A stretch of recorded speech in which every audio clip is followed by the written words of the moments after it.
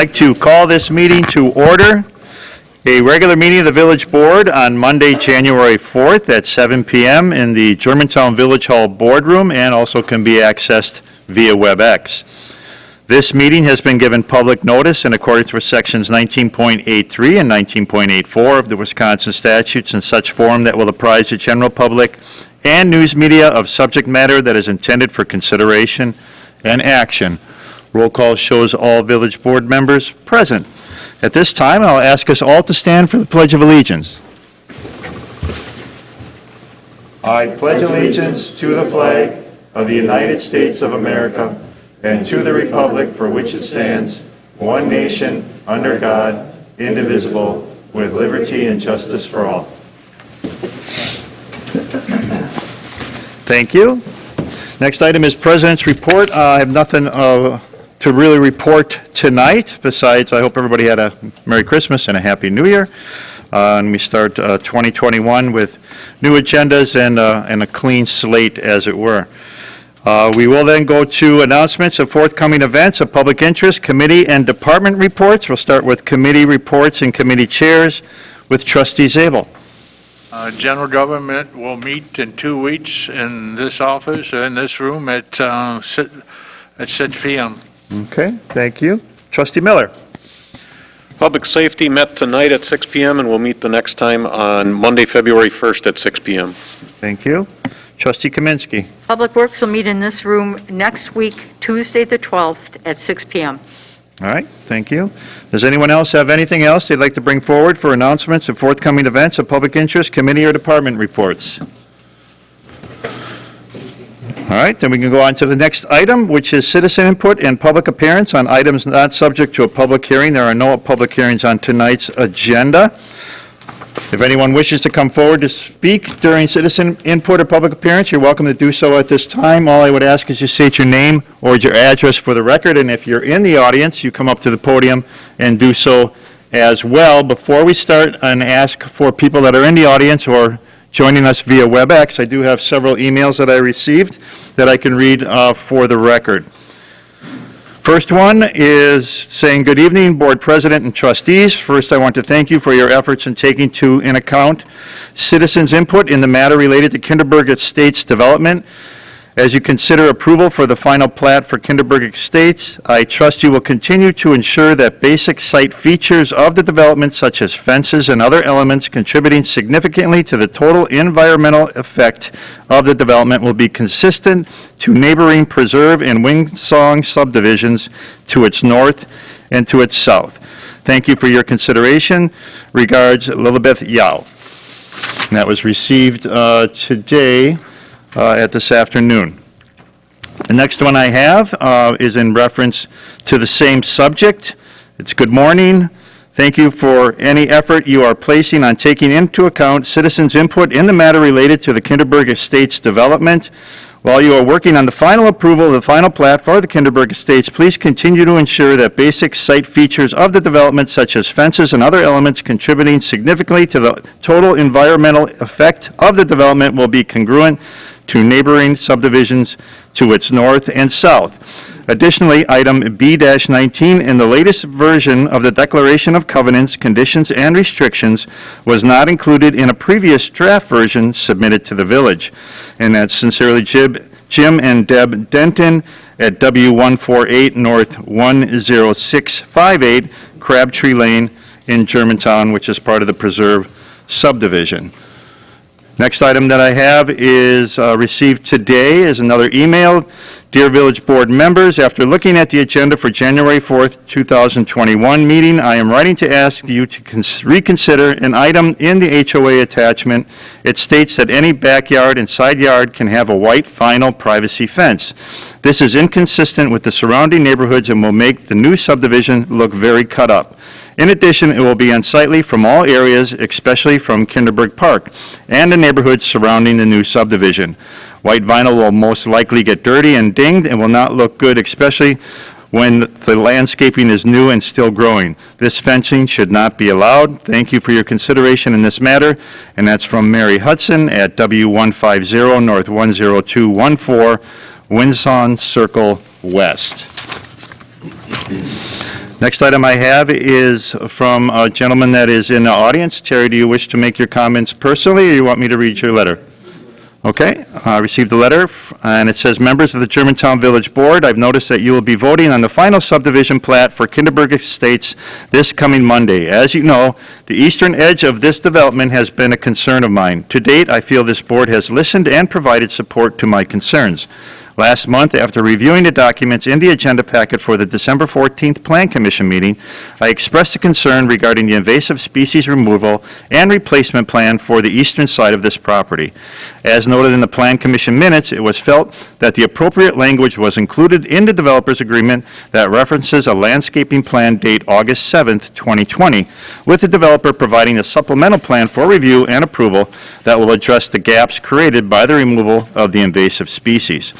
After removing the invasive species from the east side of the property, I commend Veridian for reaching out to the adjacent neighbors to discuss our thoughts and how to fill in the gaps created by the removal of the invasive species. I believe Veridian talked to all affected neighbors, and there will be several versions of this plan created, one dated October 22nd, 2020, with a revised plan dated November 6th, 2020. My current concern with one of the conditions from the Plan Commission's recommendation of approval is that it only refers to the August 7th, 2020 landscaping plan without taking into consideration of the final invasive species removal and replacement plan dated November 6th, 2020, included in the current Village Board agenda packet. For the record, I may have referred an incorrect date in previous commentary. After the December 2020 Plan Commission meeting, I did have communication with Mr. Retzloff to clarify my understandings of what was included in the approval of the developer's agreement. As someone that works with contracts in the private sector, the preferred approach is to be as clear as possible when making agreements. As you vote on this final subdivision plat tonight, and as a measure to add clarity, I would ask to recommend the addition of the reference of the revised invasive species and replacement plan dated November 6, 2020, into the approving conditions. Thank you for your consideration. Terry Tescheder at W147 North 10451 Wilson Drive in Germantown. Next one I have is an email from another person that is in our audience. Jan, would you like to come forward to? Okay. Why don't you come forward at this time then? Appreciate it. Thank you. Can I just quickly say something? Yes. Mary Hudson is my wife. Okay.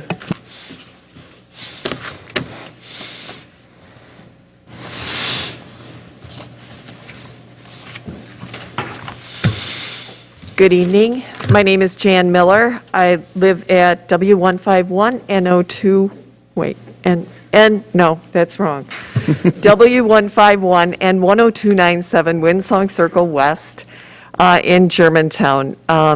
Happy New Year, everyone. I've been here before.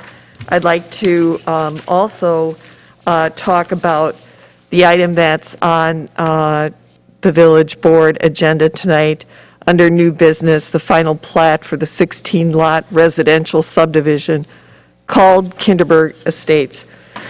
I have been here several times, and my thoughts have not changed at all. The premise for all of our concerns are to elevate the new subdivision called Kinderberg Estates to mimic the ones that are already there, which is the Preserve as well as Windsong. That's to the north and to the south. Terry made some comments about his subdivision. He's on the eastern side where the invasive species are, and he's in Heritage Hills. I want to thank you for your efforts in listening to all our concerns about this property. It has been wrangled over a lot, but this is not the first time we're voicing concerns. Tonight, under the new business, this is the final plat for review for the declaration of protective covenants and conditions and restrictions. I have faith and trust that all of you trustees will continue to ensure that the basic site features of this development, such as fences, lease agreements, outlots, and other elements contributing significantly to the entire environmental effect of the development, will be congruent with the North Subdivision Preserve and the South Subdivision Windsong. Below are some points that I think that we all can agree on, and with the Kinderberg Estates Declaration, protective covenants, conditions, and restrictions. May I call that an HOA? Sure. Okay. That's a lot to say.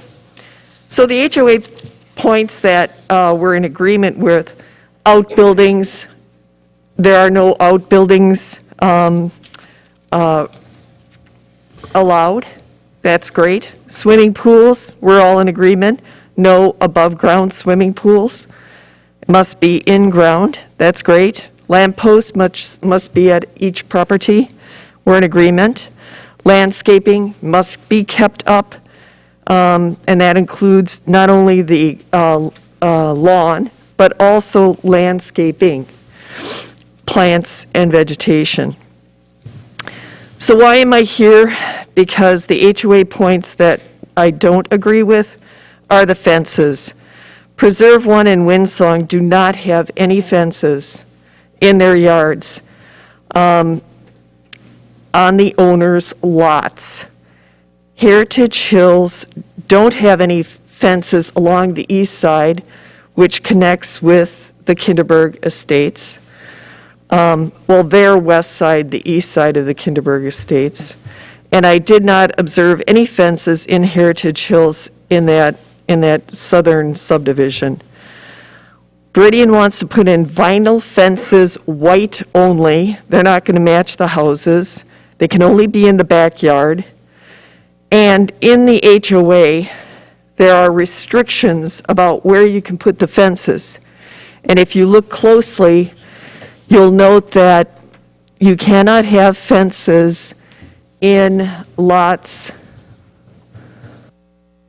7, 8, 9, 10, 11 in the back because of protected environmental area and stormwater drainage easements. The fences are prohibited. So why even have fences? The other two, that's 6 lots, there shouldn't be any fences by the outlot, number 3, which is the wetland that has been saved. And then the 2 front lots, Lot 1 and Lot 16, they have a sight distance problem. So the fence would have to be actually half the size, about half the size of the regular fence.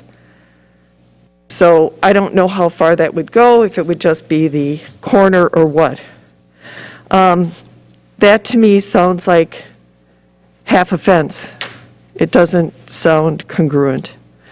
I'm not for fences. It's been an open space for a very long time, and so are all the other subdivisions around it. There was an add-on to the HOA, B19. It's a full page. It's called lease agreements. Preserve and Windsong do not have lease agreements in their HOAs. This is a new item in the Veridian HOA. It was not in the draft that was given to us back in August. The HOA that was drafted back in August was 28 pages. This one's 32. You can correct me if I'm wrong. And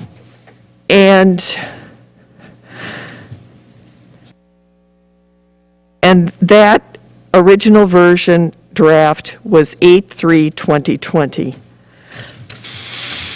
I don't know why they need the lease. It was never brought up before. There is verbiage about renting or leasing for a minimum of 12 months. I've never seen it in a HOA before. The other item that I'm not in favor of is the actual siding itself. Preserve and Windsong do not allow vinyl siding. This has been brought up before. This is a big ask. Heritage Hills doesn't appear, from where I can see from the road, that any of the lots that were part of the and maybe Terry can answer this, part of the protest petition, I don't believe any of them were vinyl sided. So between Preserve Windsong Heritage Hills, there's no vinyl siding. Another concern that I have, there was added parade of homes. I've never seen that as an item before. There's an item number in the HOA for the parade of homes. And it's a request basically to close the road, which is Blackbird Point, that goes through the new Kinderberg Estates. It is a village road. I understand there'd be high traffic. If that's the case, I would think that they'd make provisions for transportation for people that want to go through a parade of homes, and perhaps use a public parking lot or a church parking lot that they could rent and transport people back and forth. If they want to have the parade of homes, it's typically in the late summer. It's a high activity time at the Kinderberg Park. There's a lot of traffic. Just some of the other details that we seem to be missing that seem to go astray between the Plan Commission and this project. The bridge that goes from between lots 4 and 5.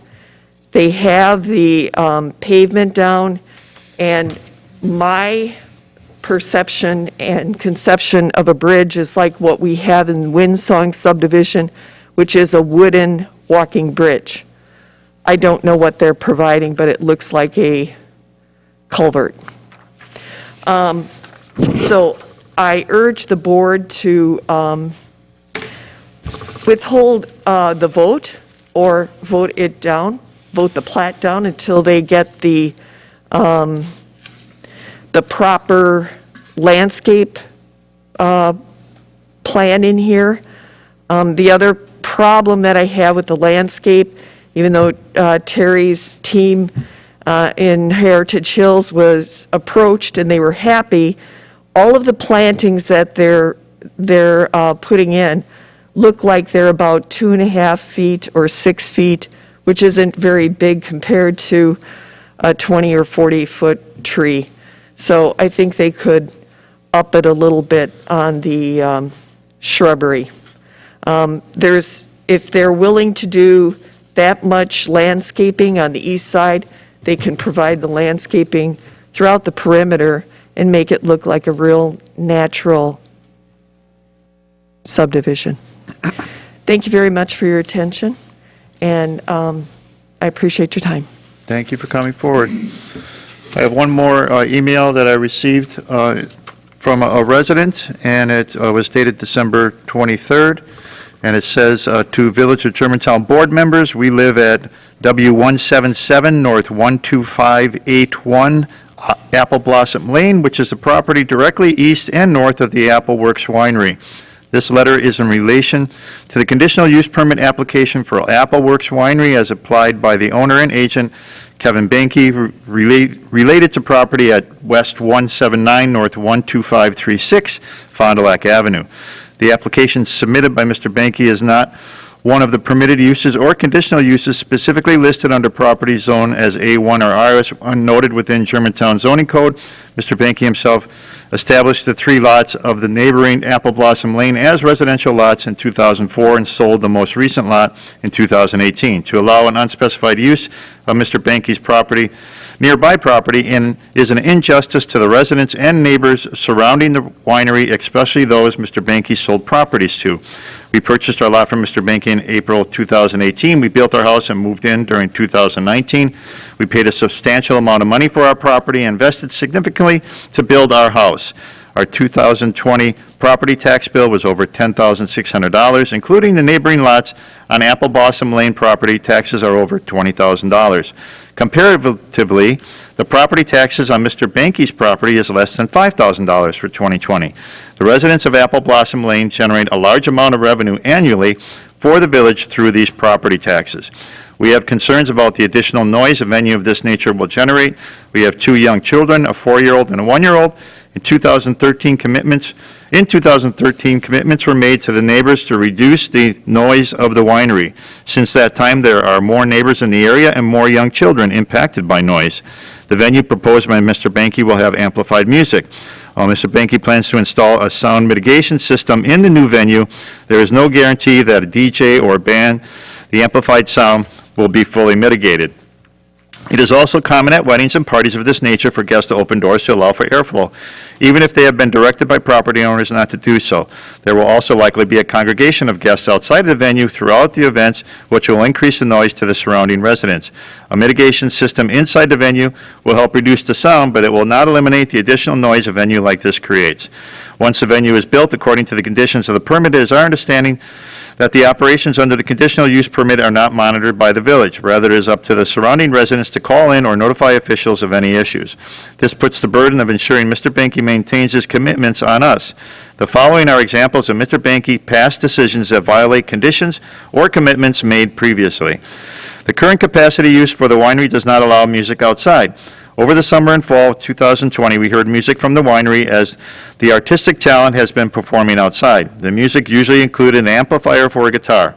At the public hearing on December 14th, Mr. Banky admitted to having played amplified music outside. He indicated that because public parks nearby play music outdoors, that he felt that he could also at the winery. Those public parks have appropriate permits for outdoor music, whereas Mr. Banky does not. This is an example of Mr. Banky already exceeding the conditional use permit for the winery, and while it may not have been intentional or malicious on Mr. Banky's account to exceed the conditional use permit, it is an example of how he has overstepped the commitments he made in 2013. As per the property history provided by Mr. Banky, initially owned 26 acres, and in 2004, the decision was made to break off 15 acres and divide into 3 private 5-acre parcels. As mentioned earlier, the last parcel within Apple Blossom Lane property was sold to us by Mr. Banky in April 2018. Under the declaration of restrictions for Apple Blossom Lane property declarations filed with the Register of Deeds in Washington County on December 20th, 2007, Mr. Banky is listed as a developer. The declarations were provided to each property owner prior to purchasing the property, and by providing the declarations, Mr. Banky maintained during the sale process he followed through with those declarations. Commitments made in 2004 to the village were that Mr. Banky would construct a private drive per the village road standards. The declaration states the developer will maintain the shared driveway until all 3 lots are sold, including reference to seal coating the road. However, a seal coating was not done on the private drive. Our neighbors have indicated they've asked Mr. Banky to put on a seal coat on the drive at various times throughout the 5 years preceding our land purchase. This was before we purchased the property, and we are not involved at that time. However, we do have recent email verification received from Mr. Banky indicating he elected not to put the seal coat on the drive due to at least in part to the expense. See attachment 2 following the letter. We purchased the property assuming the seal coat had been done based on the declaration provided during the purchase. While the Apple Blossom Lane properties are not part of the conditional use permit application, it is an example of the applicant failing to meet commitments while representing that he did. We urge you to consider voting down the application for conditional use permit, as this violates commitments made in 2013, and because there is a history of the property owner failing to follow previously agreed upon conditions. In the event that you do not vote to, vote to approve the application, we urge you to consider and apply additional conditions to the permit as follows. Reduce the hours of operation for the venue from 10 a.m. to 9 p.m., which are the current approved hours of the winery. This is a residential community, and reducing the hours to 9 p.m. will reduce the noise during the overnight hours. This is consistent with the commitments made to neighbors in 2013 for the winery. Reduce the days of operation for the venue to the weekends. This is more in line with the days the winery is open. Reducing the days of the week the venue can be used will reduce the impact of the residents during school nights and the work week. Require that Mr. Banky live on the property as a resident. If Mr. Banky moves off the property, the conditional use permit should then be reevaluated by the village board, including a public hearing. Mr. Banky has indicated he is interested in keeping noise down because he lives on the property. Once he no longer lives on the property, this incentive could change. Set a noise level for the property consistent with residential communities in the village. This will allow for officials to have a measurable reference in the event of noise violations. require increased landscaping, including fencing, berms, foliage, and tree plantings on Mr. Benke's property lot lines to block lights and guests from the surrounding properties. Mr. Benke has indicated to us personally and again during the public hearing that his motivation for this expanded venue is to hold his daughter's wedding. If that is a true motivation, Mr. Benke can purchase tents and hold the wedding on the property for a one-time event without requiring a venue that can be used every day of the year for 18 hours a day. Thank you, Sam and Jenna Crushell. And again, they are located at, I don't know if I read there, oh yeah, West 177 North 12581 Apple Blossom Lane. That takes care of all communications that I received in regards to items on tonight's agenda. Is there anyone else in the audience tonight or with us via WebEx that would like to come forward for citizen input or public appearance at this time? Sir. And please just state your name and your address for the record. Good evening. My name is Kirk Will. I reside at W177N12604 Apple Blossom Lane. It's in regards to the same thing that was just read. I reside there with my two small children and my wife. I spoke at the public hearing regarding the CUP for the Appleworks Winery on December 14th. I've lived at my home on Apple Blossom Lane since 2009. In the 11 years that I've lived in Germantown, I've never spoke at a public hearing besides the December 14th meeting. I've never filed any complaints with the board, and I've never participated in any sort of municipal government matters. I'm only saying that to demonstrate that I'm not a person that just complains or contests any changes in their neighborhood. In fact, I chose not to participate in the public hearings regarding the 2013 CUP permit regarding the winery. A lot of what in here, I didn't know that my neighbors were going to write in there, so I'll try and skip over some of it. But I'll begin by mentioning the history of the properties. At one point, Mr. Benke owned the 15 acres to the east of him, which is now my property and the two neighbors. His property was nearly 26 acres at that time. Mr. Benke chose to split that property and sell it for his profit, zoning it residential. Mr. Benke might have a case stating back in 2009 when my property was bought that he never dreamed of having a wedding venue. However, I think we'd be kidding ourselves to say that in 2018 when Mr. Benke sold the last property that he had no idea that he wanted to build a wedding venue there. It's a mere 360 feet from the house on the last property that was purchased in 2018. Frankly, I think what Mr. Benke did to my new neighbors, Jenna and Sam, was deceitful and pretty low.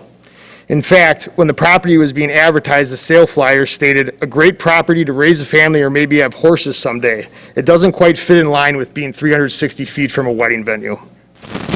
In 2013, when Mr. Benke applied for the CUP for the winery, he told residents that attended the public hearing he had no intentions of serving hard alcohol and there would be no music after 9 p.m.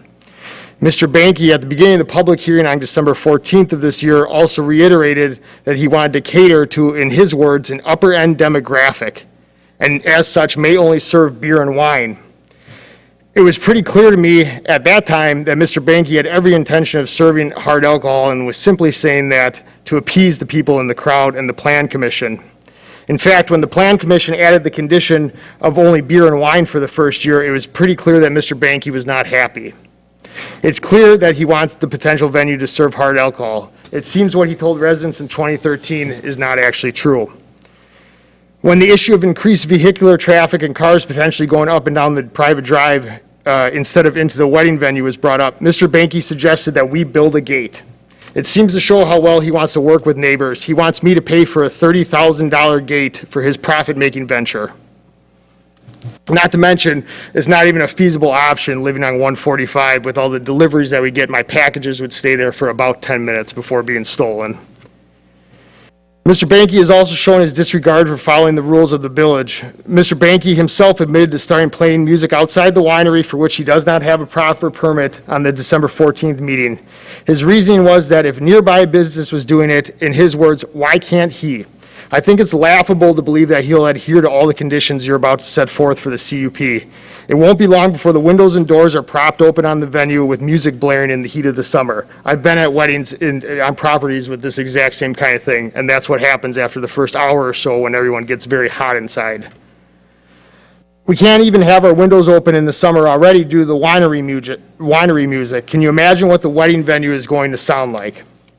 Mr. Banky also brought up that no shots would be served. I've been to a lot of weddings in my life, and the no shots rule will probably last about the first hour, and then the bartenders will just do it, because that's what happens at weddings. And frankly, even if Mr. Banky wants to strictly adhere to the conditions, which I don't believe he would, I highly doubt the patrons of the venue will care all too much about the conditions set forth by the village. In my time as a police officer in a much more urban area than this potential venue, I and other officers would respond to one bar in particular many times when I worked third shift for complaints from neighbors regarding loud music. My response to the neighbors was almost always the same. The bar was loud, but they chose to move to a very urban area directly next to a bar. In fact, the bar had been there longer than any of the current homeowners. The reason that I bring that up is your third shift officers aren't going to be able to say the same thing to me when I inevitably bother them with loud music complaints at 11:01 p.m. on event nights. I didn't choose to live next to a wedding venue. We were here long before this in an area that I'll remind you is zoned residential. None of us would have bought the properties if we knew this would be the potential outcome. Your own assistant planner in the presentation on December 14th acknowledged that this venue will, and I quote, potentially negatively impact the residences to the northeast. It's pretty obvious that it won't potentially impact, it will. The winery already does with the noise that it brings, but I acknowledge that's part of living in an area where there are some neighbors. But this area is a far cry from what anyone would designate as an urban or commercial area. I'll close with two thoughts. In the hearing on December 14th, every person that spoke in support of the venue didn't live in any sort of proximity that would be affected by the noise and or the potential trespassing. And I know with almost absolute certainty that not a single one of you on the village board would be voting yes for this wedding venue if it was 360 feet from your house, regardless of whether or not you like Mr. Banky's wine, as one of you said in the meeting. Secondly, I hope you do the right thing, but if you don't, I certainly hope my high taxes would plummet in 2021, because you're literally destroying our property values if you grant this permit in the name of the additional tax revenue and profits for one person. Thanks for your time. Excuse me, I do have a question. Yep. I'm not quite sure if Google Maps is updated here, but if you wouldn't mind taking a look, I see two houses here. Correct, so- and that's actually the one that the planning commission showed that was completely incorrect. The third house is now actually right here. Right here. Yep, it's approximately 360 feet from where the wedding venue will be located, which is, if you come actually visit the site, is ridiculous. Where do you live? I live at the second closest house right here. Thank you. I Thank you. appreciate the clarification. Thank you for coming forward. Is there anyone else that wishes to come forward at this time for citizen input or public appearance? Is there anyone online that wishes to come forward?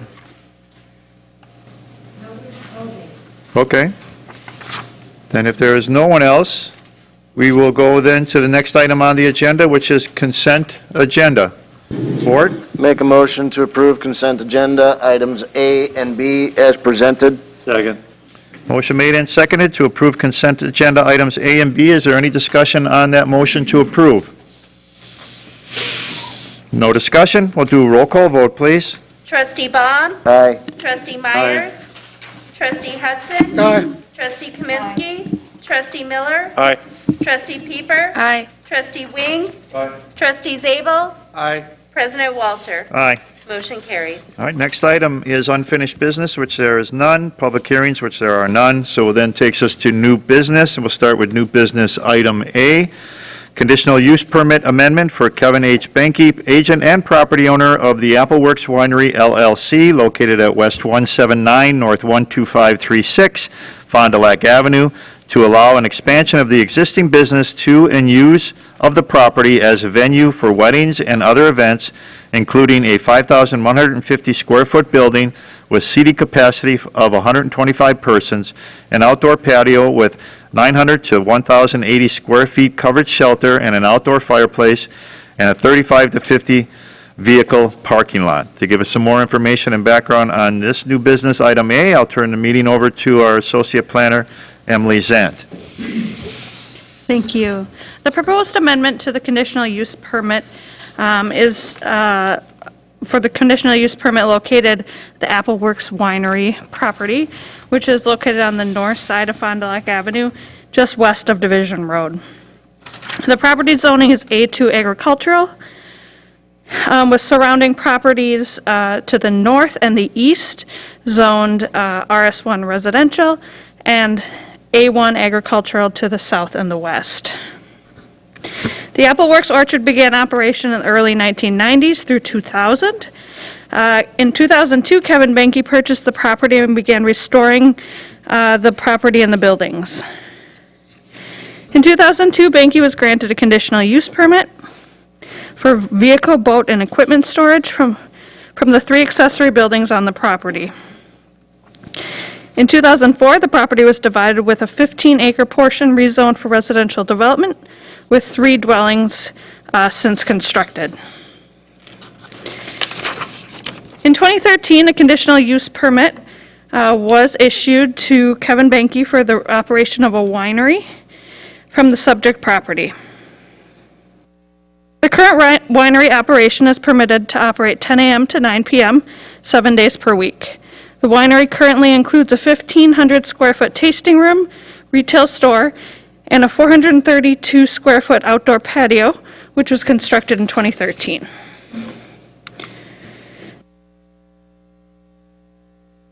So this proposal is to amend the conditional use permit to allow for a second patio, which is proposed to be a grade beam slab patio and shelter with metal roof, with a maximum height of 25 feet, including a fireplace at one end and a 4-foot walkway connecting to the existing patio.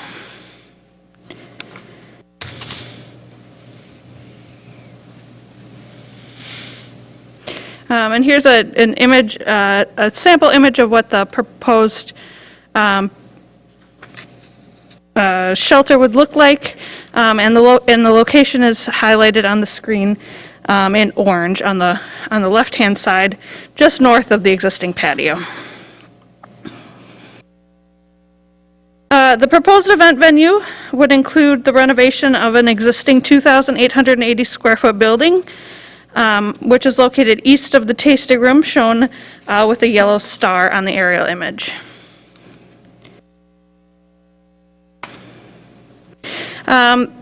This renovation of the building would include a 1,500 square foot addition, a 500 square foot covered drive-through, and a 256 square foot enclosed entry to be added to the existing building.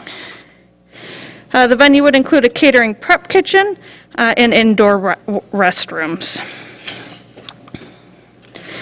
Overhead garage doors would be located on the north and east elevations, and sound-safe acoustic barriers are planned to be installed in the banquet hall walls. A 35 to 50 vehicle gravel parking lot is planned to be installed to the north of the existing winery building, northwest of the proposed event venue. And that's highlighted in red on the aerial image. In the future, the plan would be to pave the parking area. Okay. The proposed event venue will host both business events and personal events, including but not limited to weddings, anniversaries, birthday parties, graduation parties, bridal showers, baby showers, and family gatherings. The proposed hours of operation are 6 a.m. to 11 p.m., which is consistent with the hours permitted under CUP 1202, which is the storage conditional use permit. There's anticipated to be cleanup taking place between 11 p.m. and 12 a.m. All music in the venue will take place inside with overhead doors closed. All food will be catered and may be prepped in the catering prep kitchen shown on the floor plan. The owner and applicant currently holds a Class B liquor license to serve wine and beer. It is the intent of the owner applicant to apply for a hard liquor license in the near future. And if approved, the applicant has indicated that shots of hard liquor will not be permitted. I will note that the Plan Commission did propose or recommend a condition limiting alcohol to beer and wine on the site, and so that's included in the conditions of approval. The applicant has provided a sketch of the existing and proposed cedar fencing on the property, which will define the area in which the event venue activities may take place. This area is located in the southwest corner of the site, near the existing winery and around the proposed event venue.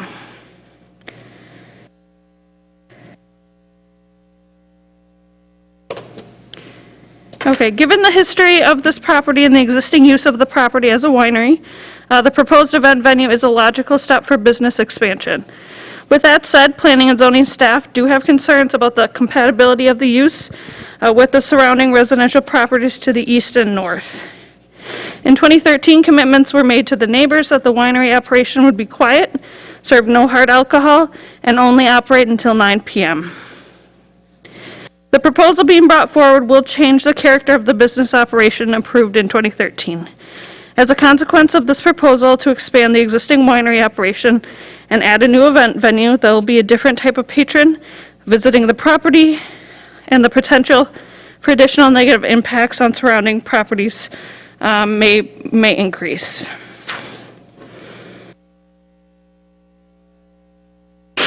There are future requirements for this property. This proposal is just to amend the conditional use permit to allow the use on the property. Future requirements include a scaled site plan showing improved areas drawn by a professional engineer or surveyor, showing existing buildings and site features, topography and property lines, proposed improvements in relationship to the existing features, and grading and erosion control plans. These items will need to be reviewed and approved by the Plan Commission prior to obtaining any building or grading permits. Planning and zoning staff have notified Washington County of the proposed improvements to the site. A condition of approval has been added to the conditional use permit, requiring Washington County to approve all applicable on-site sanitary system improvements required for the project prior to site plan approval by the Plan Commission. A stormwater management plan will also be required if over a half of acre of an additional impervious surface is added to the site. MMSD requirements do kick in. Preliminary building plans for the patio shelter and the barn renovation will require commercial plan approval prior to the issuance of a building permit. So again, at the December 14th, 2020 meeting, the Plan Commission did vote to recommend adding a condition that liquor licenses for the event venue be limited to the existing wine and beer license. If in the future the applicant would like to apply for a hard liquor license, another amendment to the conditional use permit can be requested. So the Plan Commission recommends approval of the conditional use permit amendment to CUP 0113 for the 10.8 acre Appleworks Winery property located at W179 and 12536 Fond du Lac Avenue, subject to 10 conditions. Okay. Thank you.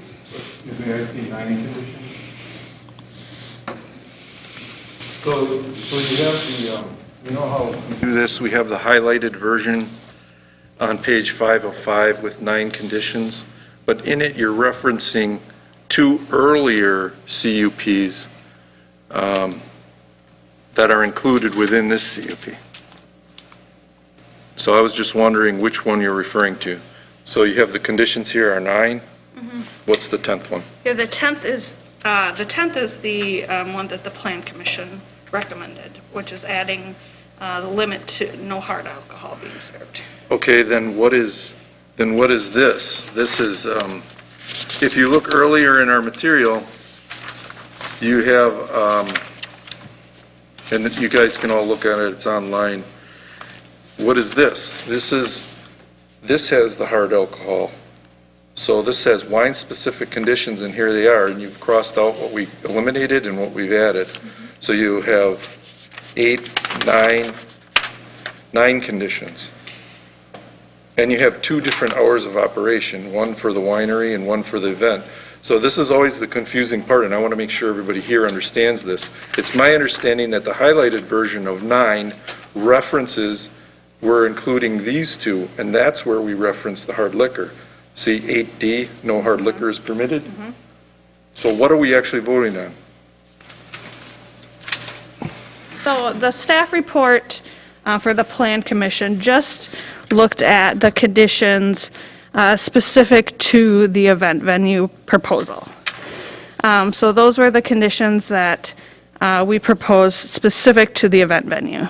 When we went and drafted the conditional use permit actual document, we wanted to combine all of the conditional use permits for the property, which is why there are additional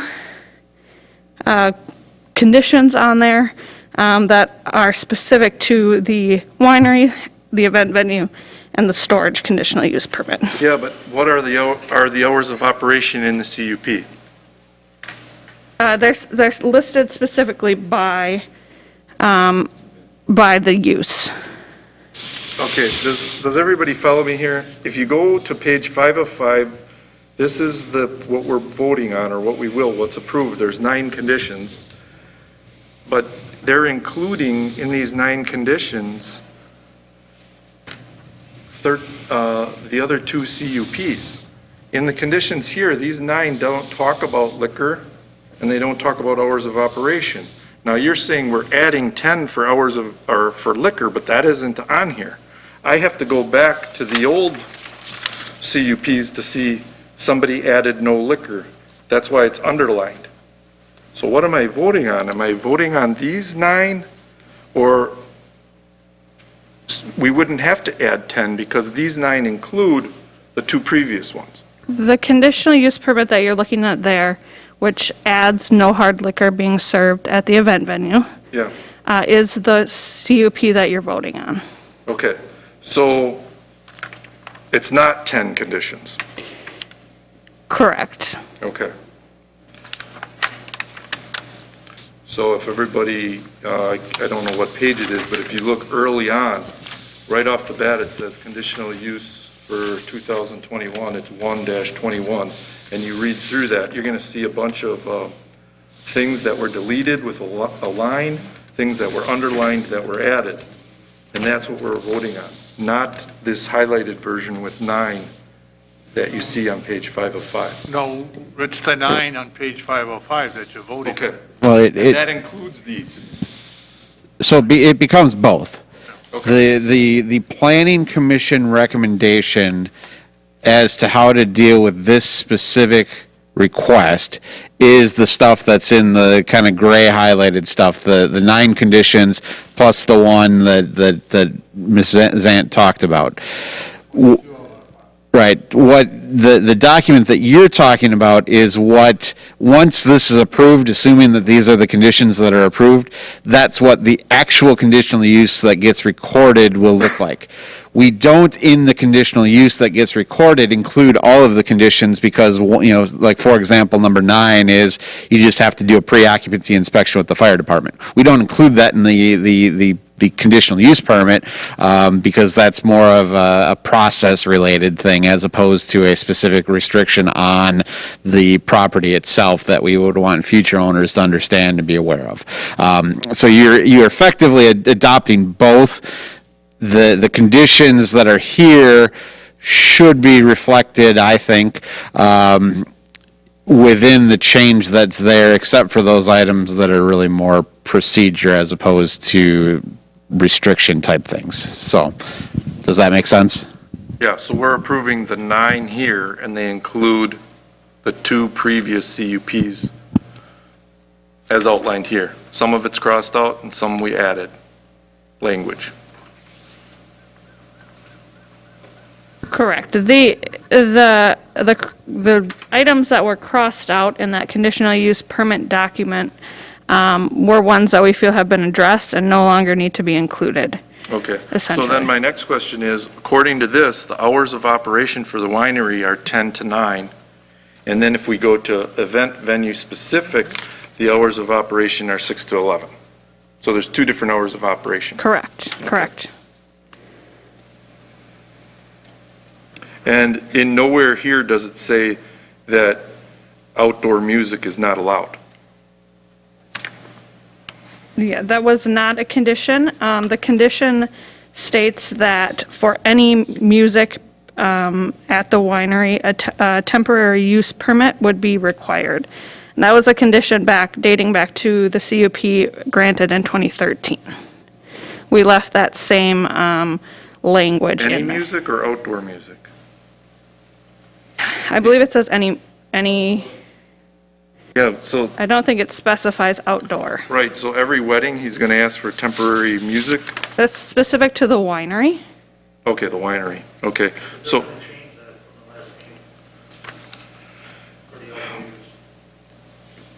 well, so again, my question is, nowhere does it say that he's not allowed outdoor music? No, correct, it does Okay. not say that. It does say that any event with amplified music does require a temporary use permit from the Community Development Department. All right, thank you. Board? Does he also then intend to apply for a hard liquor license immediately if we grant this, like it says in the documents? No, because currently it says in the upper documents that no hard liquor is allowed. I understand that, but it also says he's going to apply for it though, too. He's going to apply for necessary licenses for the wedding venue. For the which wedding inclu- venue. Right, which would include the extension of the beer and wine. But no hard liquor license. There's no license available for hard liquor in Germantown currently. Well, yeah, but he can get one. Well, you can pay for $10,000. Trustee Wing? Well, there's going to be hard liquor, and I'm pretty much on the neighbor's side, but when it comes to hard liquor, forgive me, I'm a little biased, I grew up in a tavern, but I don't see the difference between someone who's drunk on wine and someone who's drunk on hard liquor. Your other points I totally agree with, but you would admit that having a wedding venue in Wisconsin where you're not serving old fashions is not probably a good I idea. agree with you. It would be very nice to serve it. You have to look at it this way, too, from my point of view. I mean, I'm licensed by the federal government to make alcohol. Same with the state of Wisconsin. Why would I do something to jeopardize any of that? Yeah. I mean, I think you have to look at the whole picture, and I understand the very lengthy email we got from one of the neighbors, but, they bought that property from me after the winery was there. So that winery was already going when they bought that property, and they knew that. Right, and there was promises in the winery that the hours of operation yeah. would be a certain time. Correct. Okay, question for you, though. Mr. Will has, he's been there the longest, and, his concern is probably more warranted because he's lived there longer than anybody. And the winery was not there when he bought that property. The apple orchard was there. Yeah. I find all the neighbors valid only because of my background I was continually promised things from a business next to my house. Right. And I recorded over 55 promises that were broken. It's a promise today, but maybe next week's village board meeting, it's not a promise because the business changes. Right. So I find that very irritating when there's you come together at a meeting and you make an agreement with your neighbors and you say, you know what, I understand. I'm going to limit my hours, I'm going to do this, I'm going to do that. And the neighbors are like, you know what, this individual didn't even show up. So they say, you know what, that's fine. We got an agreement, and then there's a handshake. And then years go by and things change. It happened to me, so I really feel for you and I feel for the other neighbors. I was at the plan committee meeting and I heard some of their comments. My question for you, though, Mr. Benke, is you had stated the new operation will have music completely inside. Yes, No completely music inside. will be played outside. No, none. So then you will not have a problem with us putting in the conditional use permit that there will be no music outside. I do not. Okay. I would like to place a motion on the floor that we add. You don't have any motion on the floor currently. Okay, I'll wait for a motion. I'll make a motion to approve the conditional use permit as presented. A second. Okay. Motion made and seconded. Trustee Wing, you still have the floor. I would like to make an amendment that we add, and I don't know where we add it, if we add it in the highlighted version or the other versions. that no outdoor music will be allowed. For the venue. No, at the whole site, Oof. yeah. Well, that would, no music will be played The outside. tasting room is a lot further away than that building. And that's really, where we have music outside over there, that's on the lot line furthest from everybody.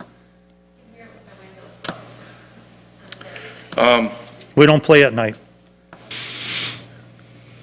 But this is... Wait a minute. Trustee Wing has the floor. I'm And just, until he's done, Yeah, then I'm just- we can recognize anybody else who Yeah. wants to speak. I'm just reading what was said, and it said no music would be played outside. It didn't mention the venue. Music will be completely inside, well, except for the winery. I still will present the motion if, we can vote on as you wish, that there will be no music outside. That's your motion to amend? List? Well, it wouldn't be 10, would it? It would be 7 and 8 would be modified to prohibit music outside. You're saying for the whole property, or just the winery, or just the venue? Well, right now I'm saying the whole property, but if it fails, we can do venue. Yeah. 7 and 8. No, we're looking at page 22, which are the 9 things that is part of this conditional use permit. I'm looking at... You're looking at the other stuff, not the covered sheet. 7 and 8 in here is the application to obtain required liquor license and no signage. The actual CUP On the winery. on the winery is number 7, winery-specific conditions. That needs to be amended. And number 8, event venue-specific conditions. That would need to be amended. Page 11 of the PDF.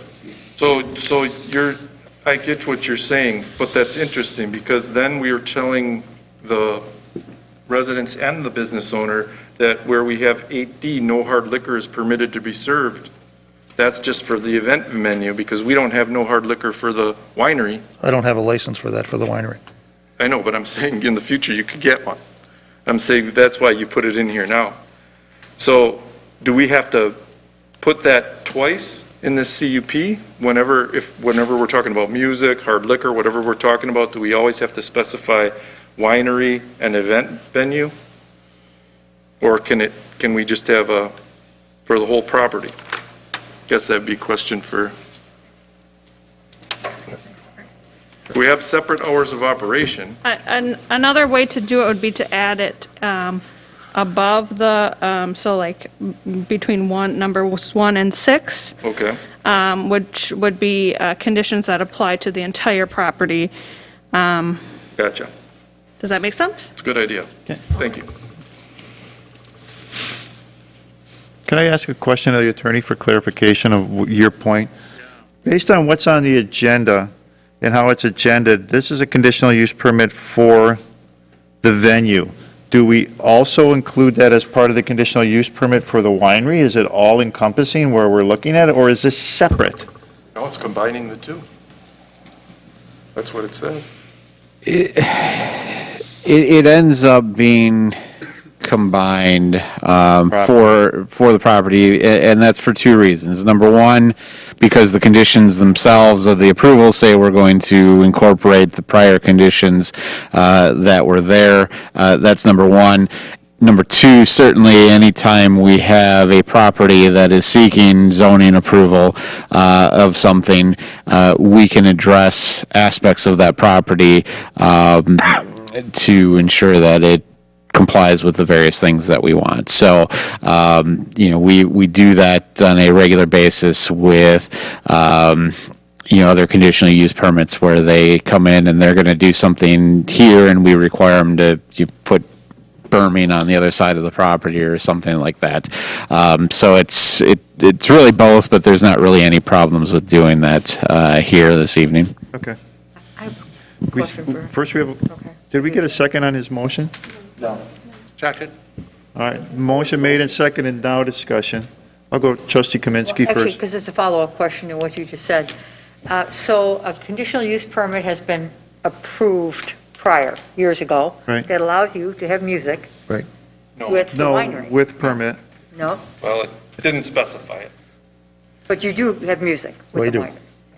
And that's been okay.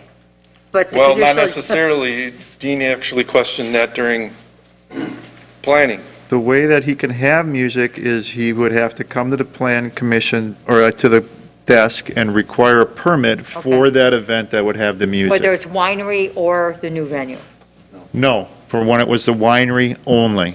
only. Okay, he so wasn't this doing isn't that. a change, then, that's all I need. That's only if it was outside, correct? It doesn't say that. It just says think outdoor so. amplified, I it would just think says amplified music. Okay. Further discussion on a motion to amend. Trustee Baum, did you have your hand up? Can you repeat the motion again? I got lost. The motion was simply that no outdoor music is allowed on the entire site. Further discussion on a motion to amend. Trustee, I'm going to go to Trustee Hudson and back to Kaminsky. Is the music to be played in the building that has the overhead doors? On the venue space? Yeah. Yes, there's one overhead door. So the overhead door could be opened and the band could be playing inside, I correct? voiced my opinion on that, that door would be closed. Who's going to police that? We're going to hire somebody to do that. Manager? How great is your air conditioning in there? It'll be excellent. Same with the HEPA filter systems and the UVC lighting. Because it's going to be really hard in the middle of summer to air condition that place It'll be, with a bunch of people in it'll be it. okay. Further discussion on the motion to amend. Trustee Kaminsky. So you do have some music now, We correct? do. We I do. mean, I'm just envisioning. Most of the time, it's in the afternoon from 2 to 5 on Saturday. Exactly, and I'm also just envisioning, I'm not envisioning a rock band here, I'm envisioning something that goes more with wine currently, so might be a guitar. Yep, might be- acoustical guitar, sometimes a violinist. You know, That's about it. I personally don't have a problem with that kind of music within those hours. That's why I can't support this as it now stands, because I don't think that would be fair. Even with, and that's so we understand, even with the music he was having, it was not part of his conditional use permit unless he came and asked for a special use permit for that music, amplified or not, inside or out. Mr. Banky chose, once he had heard that correct me if I'm wrong. Yep. Once the band shell opened up at Fireman's Park, he felt, well, if they're going to have music there, then I can have music too. Correct. Yeah, he actually blamed Gales. I liked that. Yeah, He wanted your support, it's easy to blame Dan. somebody else. I mean, did you ever request a permit from music? I didn't think I needed a permit as long as I was inside the building. Okay. Further discussion on the motion to amend. Trustee Baum. So just to give you some perspective, Terry, you know my house. The house north of me, the young gentleman that lives there will sit on his back porch and play his acoustic guitar. When I sit on my front porch, it's as if he's sitting in front of me. That's how well the sound travels when there's nothing between you. Where we're showing it, you've got buildings, you've got tree lines. I've heard the complaints at the Plan Commission level that it's annoying. But I'm also hearing that it's only from Usually 2 2 to till 5 on 6 o'clock or Saturdays. 2 till 5, but their complaints are evening hours. So I'm not sure where the music is coming from, or if they're actually playing music at night. So we do have somebody from the audience that wants to speak again. Let me hit what's on the dais first and take care of this amendment, and then I can direct back to the audience. Trustee Miller. Ooh, me. So a couple questions. It sounds like, Mr. Banky, you didn't realize that you needed a special permit for anything inside, No, just I did outside? not. Because I remember the meeting that was something, you didn't want to have me running in weekly to get a permit. So with If I that wanted to said, play you know, music. obviously it is part of conditional use and you should have gotten one. As far as outdoor music, when have you done that? Was it just in the last year, Yes, the COVID year?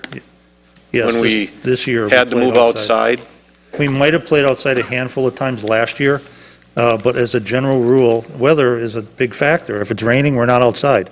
So you have We're limited, inside. you have limited use Yeah. inside, But previous to that, it was never outside. and your hours are Hours are from, for music. usually it's from 2 to 5 on Saturday. Once in a while, we throw in a Friday night but it's rare. But most of the time, it's Saturdays. I don't like the idea of limiting the entire property to the same outdoor music type thing. Fine with the wedding venue, you got a whole different type of music playing at those type of events versus a winery where you've got one acoustic guitar, you might have an amp or two people or something like that. So I can't support this amendment right now. Trustee Zabel. I would ask that the resident get a chance to speak. I think his opinion would be something that would go along with what we're discussing. I didn't say that I wouldn't allow him to speak, but I wanted to get comments from the dais first, and then if his comment was in regards to the amendment, I wouldn't have a problem with it. Yeah, that's what it sounds like. Personally, I'd like to hear it before I Before I decided to vote recognize on it. the gentleman, did Trustee Hudson have his hand up? No. Sir, if you're going to make a comment, I do need you to come up to the front, and please do state your name again for the record.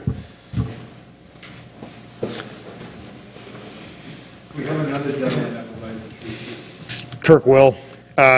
Two things. I think it would help the board a little bit that if we displayed an accurate map up on the screen, because that map is not accurate. There's actually a residence right there in that open field. It's not even on the screen.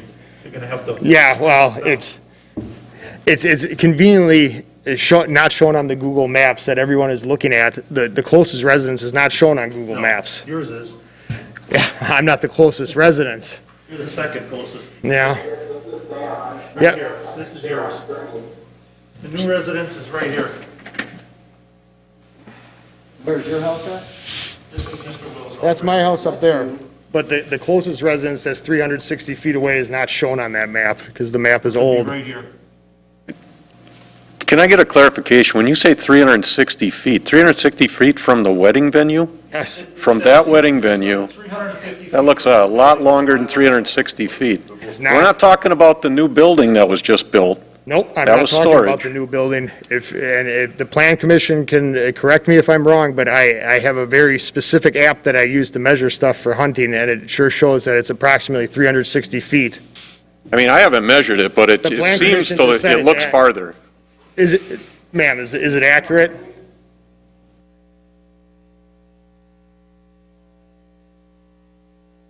Okay, thanks. It's 360 feet approximately. No, it's over here. And secondly, as far as the winery music not being played at night, that's not true. But sound travels out there. For sound, yeah. Yes, it's 360 feet approximately. But that's the latest, that don't show the new house. Yeah, it does. It shows 3, that only shows 2. And I think as far as it being discussed, I think an accurate map should be shown because it really does not give the full picture. Yes.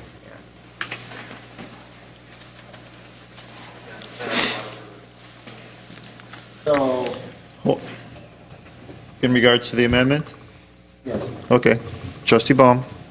so a guitar, a violin, a string quartet is playing music on the patio, not at the venue. The venue is 360 feet away, but the patio is greater than 360 feet away. A guitar, a violin, or a string quartet is providing music that is heard disturbingly farther than a football field away. That's where I'm, no? Yes. So if the guitar is in one end zone and I'm in the other end zone, I'm going to hear it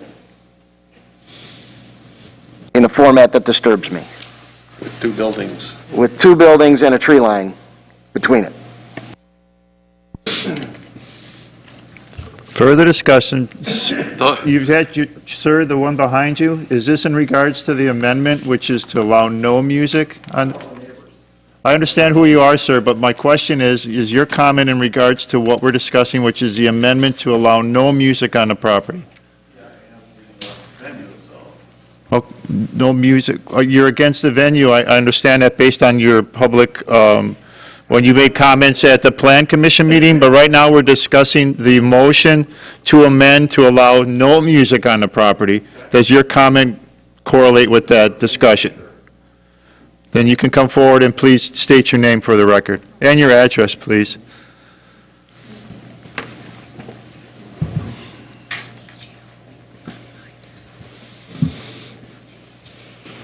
You.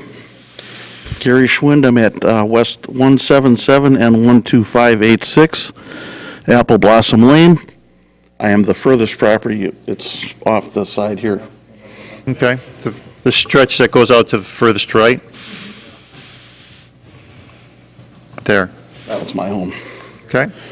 So, again, the Wills and the Kreschels have the youngest children, which my children have the right, to grow up there, music pertaining, whatever.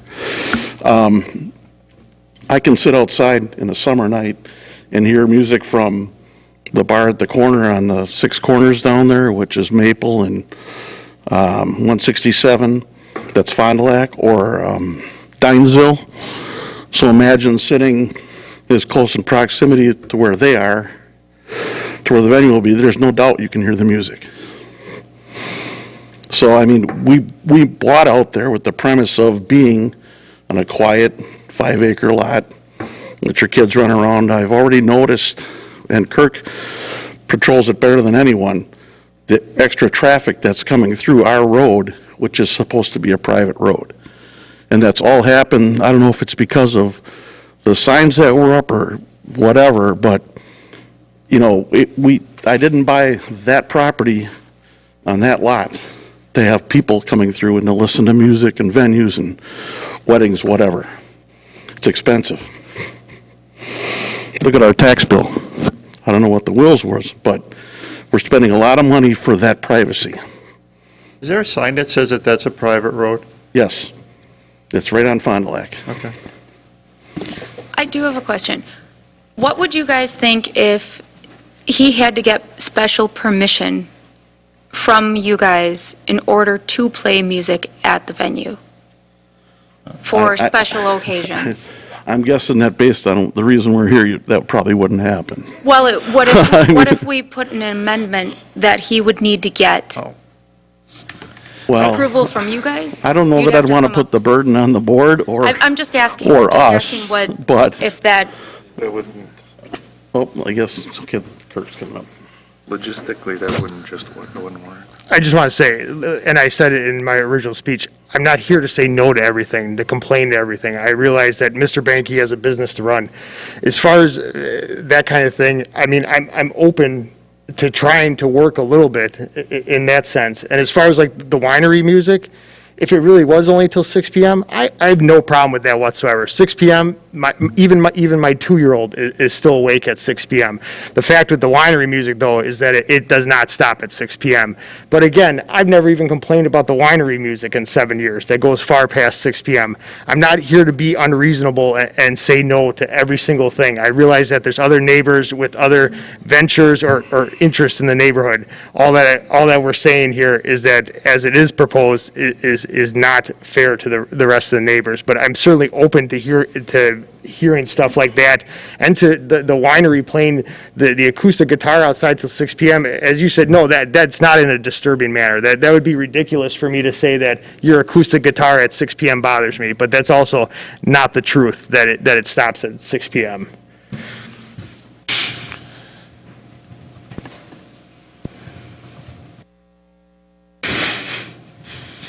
You have a question for any of the gentlemen? Or a comment well- in regards to the... Comment that maybe they can respond to. The music from the bar down the road is highly amplified and the doors are wide open in the summer. True? And they have outdoor music because they got volleyball courts out there that they're probably pumping music into the volleyball courts. And that's all amplified. Is that the noise you're hearing from that venue? No. They have a band in the summer every once in a while. Okay. Then, we now have a new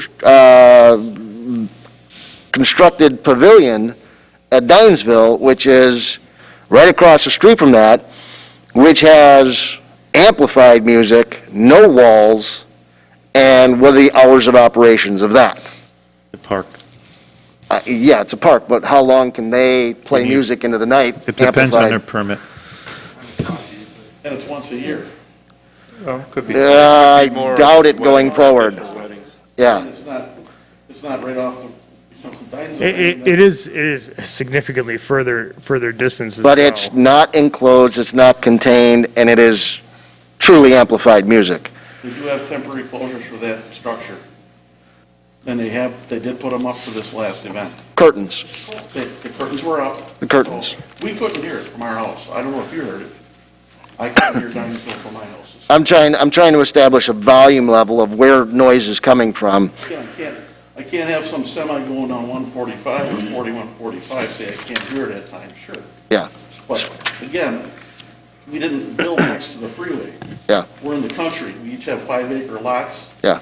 There's 40 acres to the east of us, there's 16 acres to the northeast of me, another 20 to the other side. Kirk's got 13 next to him. Yeah. We have residents come that each have 5 acres to the north. And, There's a farm field to the west. There's nothing out there. and the farm field, the agricultural, is allowed to plow all night long. No, he's there twice a he year. That's, They're allowed to plow all night long. It's not there. In our neighborhood, they're going, especially at harvest time, they're going until 2 o'clock in the morning. It's twice a year. How many weekends are in a year? Yeah. 50. Mhm. You're not gonna have it in the middle of winter, you're not gonna have a party, but. So, from my perspective, an acoustic guitar, a violin, a string quartet, unamplified, outside the winery, from 2 o'clock to 6 o'clock is an acceptable, there's absolutely nothing wrong with that. Yeah, Okay. but you just went through that in Plan Committee where they said that's almost always amplified, even if you have Well, he's somebody out there with a we guitar. could set a new set condition. new standards for it. We can change whatever we want to tonight. I know, We can but- put new language in here tonight. I'm saying an acoustic guitar, a violin, a string quartet, unamplified, should not offend anybody from 2 to 6 p.m. If it seemed like that I said that, I'm just trying to establish rules Okay. at the winery. Because the motion on the floor is for all property, no outside music. Correct. But we'll start to find out whether we're going to approve this or not, and there's an alternative that I can make a motion to limit the winery to this, the venue to strictly inside, no doors, Right. no open. We can certainly go down that road, you can even amend an amendment. But what I'm bringing this amendment forward because I was at the meeting and I heard no music will be played outside, and everything will be completely inside. And we're including the whole property in this CUP, that's what we were talking about, the whole property, so I made the motion. We can certainly change it. I remember when you brought that up, acoustical music and plan committee. So we can do that, but it's very rare that a guy's going to come out there with a guitar and not have some kind of amplifier. Further discussion on the motion to amend. Thank you, gentlemen. Anything else, sir? No, I guess I just, in closing, again, I want to state the fact that we moved out there, and we've all been great neighbors. The Crucials are the last of the neighbors that are the closest to the venue. I guess if I would have had the option, if I'd have known this was going to happen, I would have never invested the money I have invested in that property to live there. And again, our tax bills show that. So I think it all has to be reflective. None of you have been to that area, I don't think, to visit and see how nice it is. But it can easily, a little bit of guide, a little bit of add this, add that, and pretty soon, it's out of our control. And it's already been approved. And, again, I'm here on my free time. This is our second night here. I think it has to be looked at further if you decide to go forward. But I'm hoping you guys look at it as a homeowner on a private piece of property that we don't want the noise. We don't want the traffic. Our kids play out there. The Wills kids have little motorized cars. They go up and down that private road.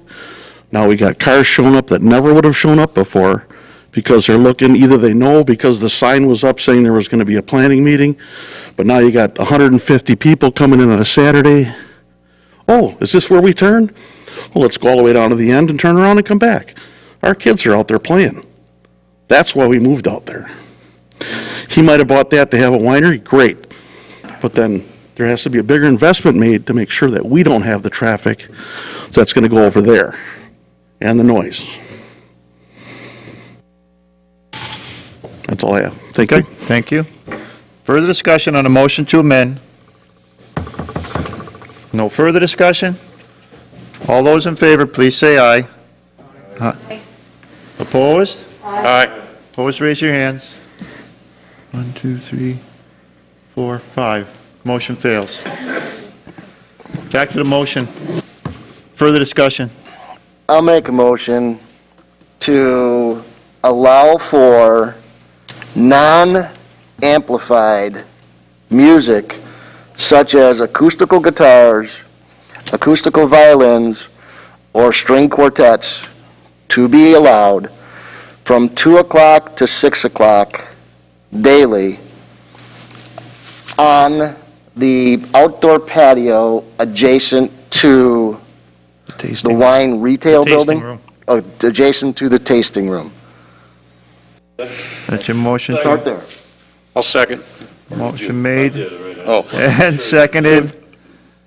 the one thing I want to Discussion. point out, though, is that right now, the CUP is that you have to get a permit That's correct, you're changing for that. everything. The way I've been just told. So are we changing the indoor requirement as well? Right now, it just states outdoor. And he's saying a non-amplified. And my understanding is, inside the building, they can play music. Not according to the CUP. 7B says no unless you get a permit. No music.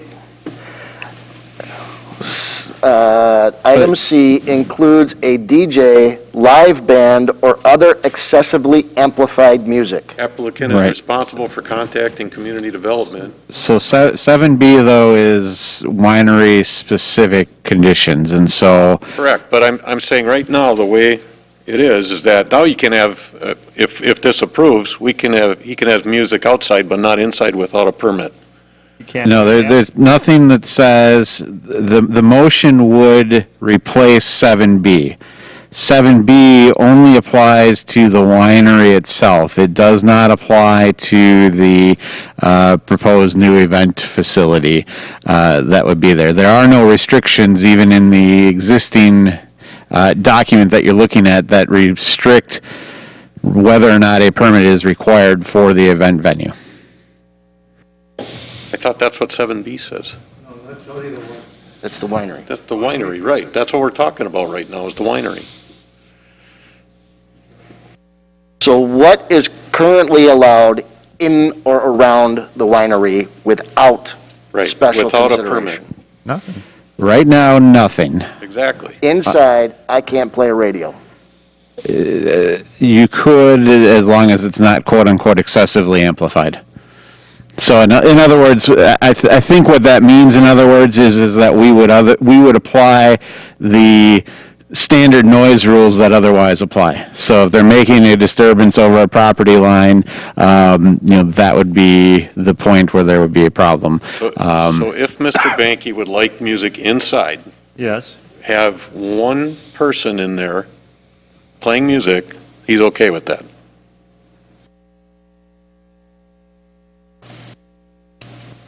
Are we talking in the winery or in the? Inside the winery, the inside the winery. tasting room. Tasting room. All right, so yes, so you're right. As it relates to the winery, he would still, if there's if it's a DJ, a live band, or other excessively amplified music, he would still need to get the permit or approval from community development that has been supposed to get all along. But if it's internal music he runs every day off of whatever, streaming or anything else, then it's allowable. Right, Because it's not excessively amplified. correct. Correct. My only comment is that we make the motion or the amendment to include both indoor and outdoor on the winery.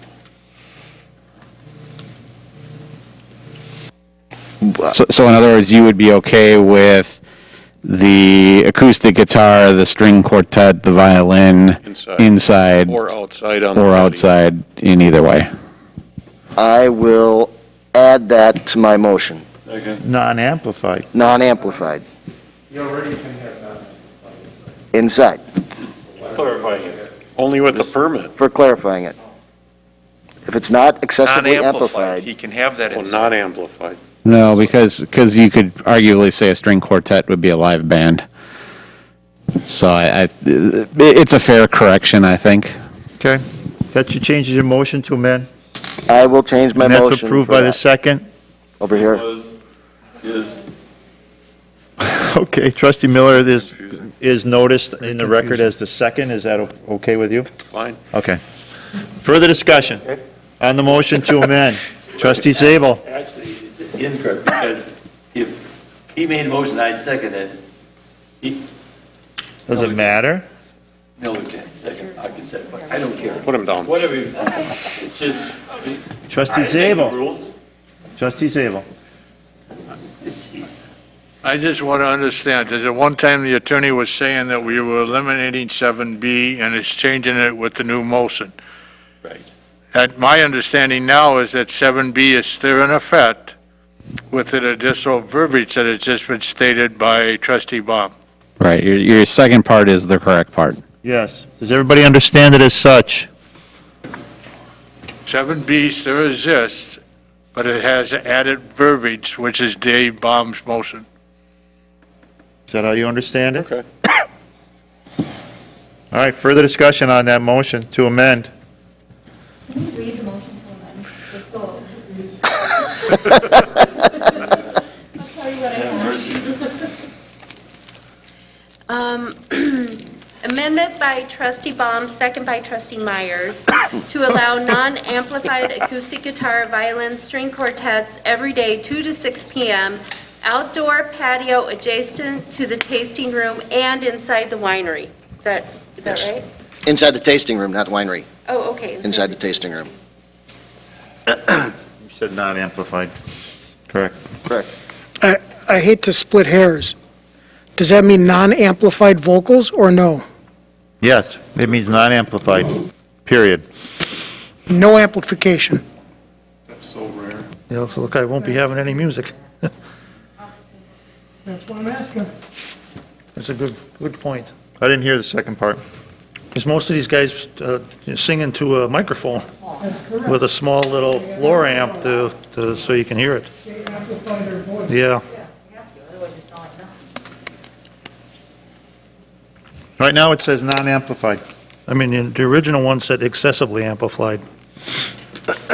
So Attorney Sajak, Define excessive. Yep, that's a good term. The motion is currently stated. Further discussion. Trust, village attorney, looks like you want to say something. Well, I was just going to answer the question. I mean, I think that the motion is clear that it is non-amplified music. To the extent that 7B retains, is still there, they would still be able to get their permit for non-excessively amplified music utilizing the same procedure. We've just created an exception where if you had just the violinist or just the guitarist who doesn't sing or the string quartet. Most of the time, these guys sing. Then you'll need a permit, currently as it stands. So twice or 3 times a month, I got to get a permit? You could get a monthly permit. We have to define excessively somehow. Oh, you're not going to define excessively. But it's not, It's a condition of the person who's on site and how it's being heard and how it's being measured. But So either don't make it gray, let's make it black and white. I hate gray. but you know, nobody sings or has an instrument without at least a small amp, because you wouldn't hear it. I mean, 40 feet away, you'd barely hear it. I So, I mean- hear the kid across my field playing an acoustic guitar Without and an amp? singing with nothing. I hear it, and I've got 10 acres, But you don't have a bunch of people milling around them. and I've got a tree line out there, Yeah. but not all the buildings. Trustee Zabel. I just want to point out, the only time, and again, this is for legal, and the only time he would needs a permit under 7B is if you're going to have music that is amplified, music that would be a band or a live band, but whatever 7B, paren A, paren B, and paren C are still in effect, those you would need a permit for.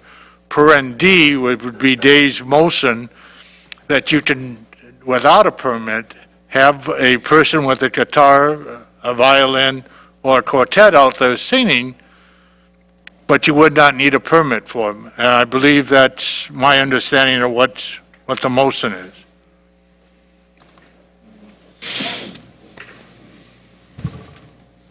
You're asking for clarification from the village attorney? My understanding, the permit only requires for 7B, paren A, paren B, paren C. Paren B would be Dave's motion. Right. Right. It effectively creates an exception to the live band requirement in C to say that a live band that isn't amplified at all could be there during those hours. Correct. So if somebody's singing into a microphone with a small amp, I'd have to get a permit for that? Yes.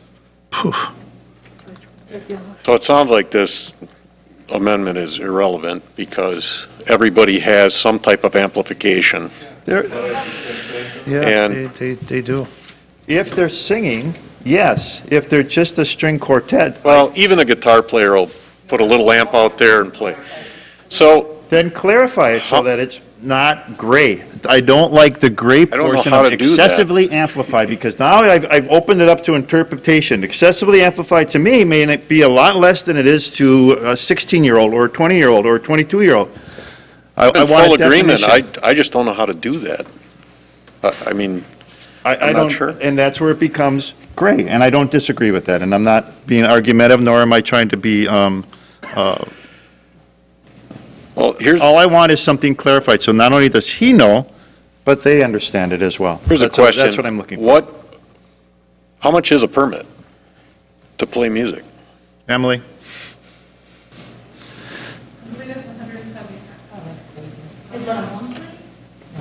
It's a one-time use. Per use? That's impossible. That's not going to work. And we don't really have any other venue around here require a permit, do we, for live music? As an example, like any time that they do live music, do they need a permit? Even St. Boniface. At the beer stubing, do they need a permit every time? I'm talking beer stuva or, you know, any of the I can't Bubs, believe these guys are getting a permit any every of those. time. Do they have to get a permit every time they have a Is band? whatever the conditions of their conditional use is to have what they have in their area. I'm just trying to get, you know, Part of the reason that clarification this here. was brought forward was because of where it was, its venue, and how the music would carry. So as part of that consideration, this was put into place when this was considered for the winery only in 2013. Because we knew it was open space, and we knew that the music could carry further, being that there's not as much to block it. Right. So there was consideration of what kind of music could be played, where it could be played, and how it could be monitored at a time when he wanted a DJ or a band or anything that was excessively amplified, that it required a permit. I think the goal of this amendment is to allow for small acts, one or two people, to be able to play indoor, outdoor at a limited time amount, 2 to 6, or noon to 6, or whatever, maximum 6 p.m. But I don't know how to quantify the amperage or the volume. May I just add something? Oh, you did it. Everybody knows I've had a problem with our noise code ordinance forever. And this is why. We don't have a specific decibel level. We don't. We have this reasonable persons clause, which I understand the attorney will tell us it's legal and other communities have it, and it's a joke. Reasonable person, you call the police, that's so subjective. We took away the decibel meter and we're said, no, just, do you think it's too loud? Okay, write a ticket.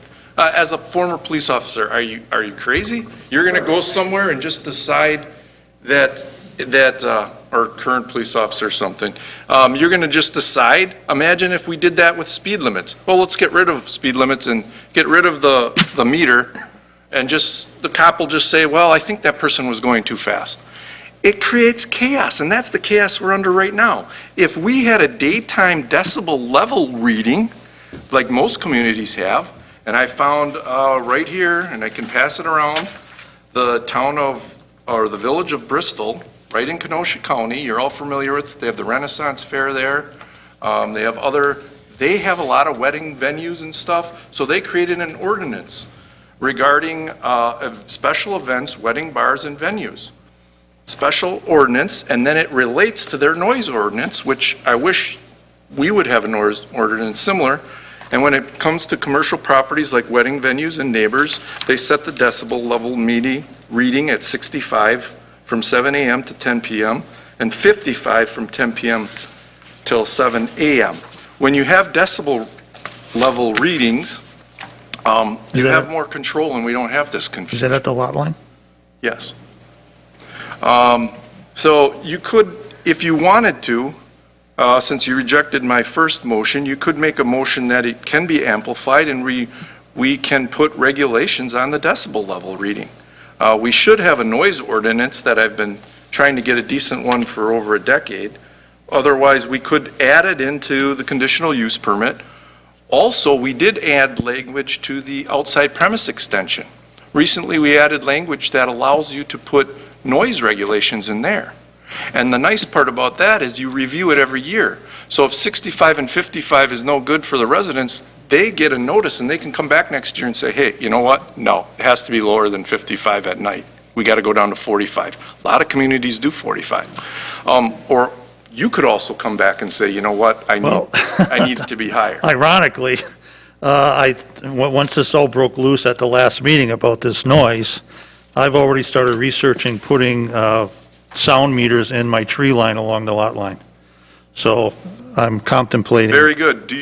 Contemplating putting a software package together and recording that 24 hours a day along the lot line towards the homes where you guys live, and record it every day. So we'll have a complete log of it, a graph, and to see how that's doing. Okay. Are you going to require, which is very common in this industry, now that you looked it up, are you going to require the bride and groom to sign a noise compliance agreement? I probably could. I wasn't thinking about doing that, but I They're probably could. They're very common now, because what we're dealing with here, other community, just punch it up online. The neighbors in these bar venues, it's all over the country, and there's fights, just like we're I mean, having here if you tonight. want to use me as a test case, I'll develop that entire system on that tree line to record it for whatever, and then you can decide going forward what you want to have. Right, I would recommend a noise compliance agreement. That's very common in these barn venues or rustic weddings, and that's just basically the bride and groom agreed to it and the DJ agrees to it. So Okay. you set the I limit can do that. That's within not the a problem. barn. But I think going forward, I'm still going to go forward with the monitoring. Okay. So maybe an option is when he comes forward for his outside premise extension, we've added language, we can talk about noise and bands and hours of operation. We recently did that. So maybe that's where we address it.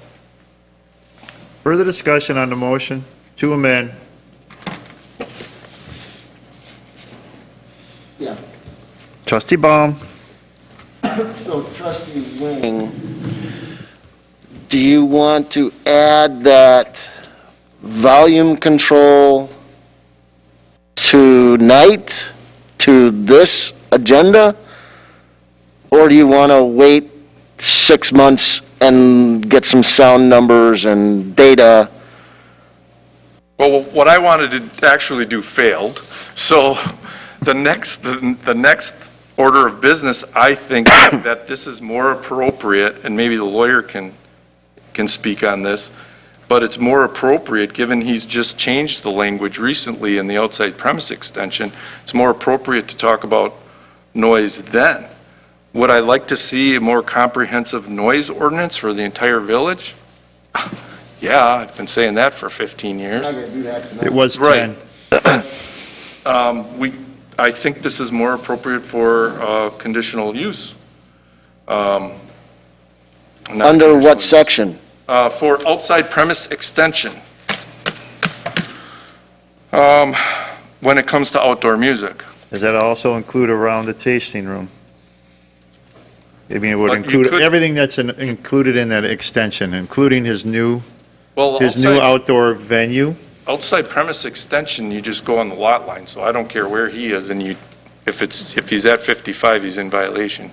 Well, it wouldn't be by the lot line, because then you would allow people to have, depending on how far the liquor license extension goes, there's usually a definition of what that is. Yeah, but if he's 65 over here, it's what the neighbor hears, that's the violation. But you could, Has to be but that could be separate. When you're looking at a liquor outdoor extension, there's usually a perimeter of what that dimension of the extension is. It's mapped. It's not out to the borders of all properties. In the case of the beer stube, it's the back area in regards to where the outdoor patio is. In this regard, it would be outside his tasting room, and it may also include his new outdoor pavilion. I understand that, but when there's a noise ordinance decibel meter reading and they call the police don't find the line of where people stop drinking and measure. They measure from the resident's lot line. That's correct. So when you make an ordinance with decibel level readings like this town of Bristol, it's done at the lot line. Okay. All right, and we went through some of that practice with the beer stube as well, and there became a little bit of an issue in regards to correct reading of the decibel reader, the monitoring of, the regulation of, the calibration of, and all of that. No, because if you remember, the original noise ordinance had all different octave levels at different decibel readings. and Which it was changed. And it was discovered that none of the police officers were trained on that. But we So- were dealing with a 55 decibel reading at the lot line within, We did away with that. We don't have 55 at the lot at the line. time that we were dealing with it was, with the beer stube. It was 55 decibels at the lot line. I think it was higher. It's too hard to. Correct, but now we're going back, in a way, we're Answer turning the court around back cases. to it, in a sense. That can be dealt with at the time that he comes for his extension. What we have currently, though, is an amendment to the motion as stated by trustee Baum. Now, we can vote on that, and you can do whatever you want after that, but let's finish this, and then you can change it to however you want, or amend that amendment, which becomes a little messier. Tell me what you want to do. Go forward, take a vote? Yeah. Hold on, wait. Now, we got the attorney. I was just confirming something. He already has his outdoor premise extension, so, I know, but it renews every year. well, right, but I mean, once you've, yeah, I mean, once you've adopted it, though, and granted it, your ability to change is somewhat limited. I mean, you can't make wholesale changes that have the effect of effectively denying that license without a solid basis. We had, the beer stube had a outside premise extension license, and then we just all of a sudden added language by Baum one year of hours of operation and everything else. So we do that. Right, no, It renews every year for a reason, so the neighbors I'm not suggesting that some changes can't be made.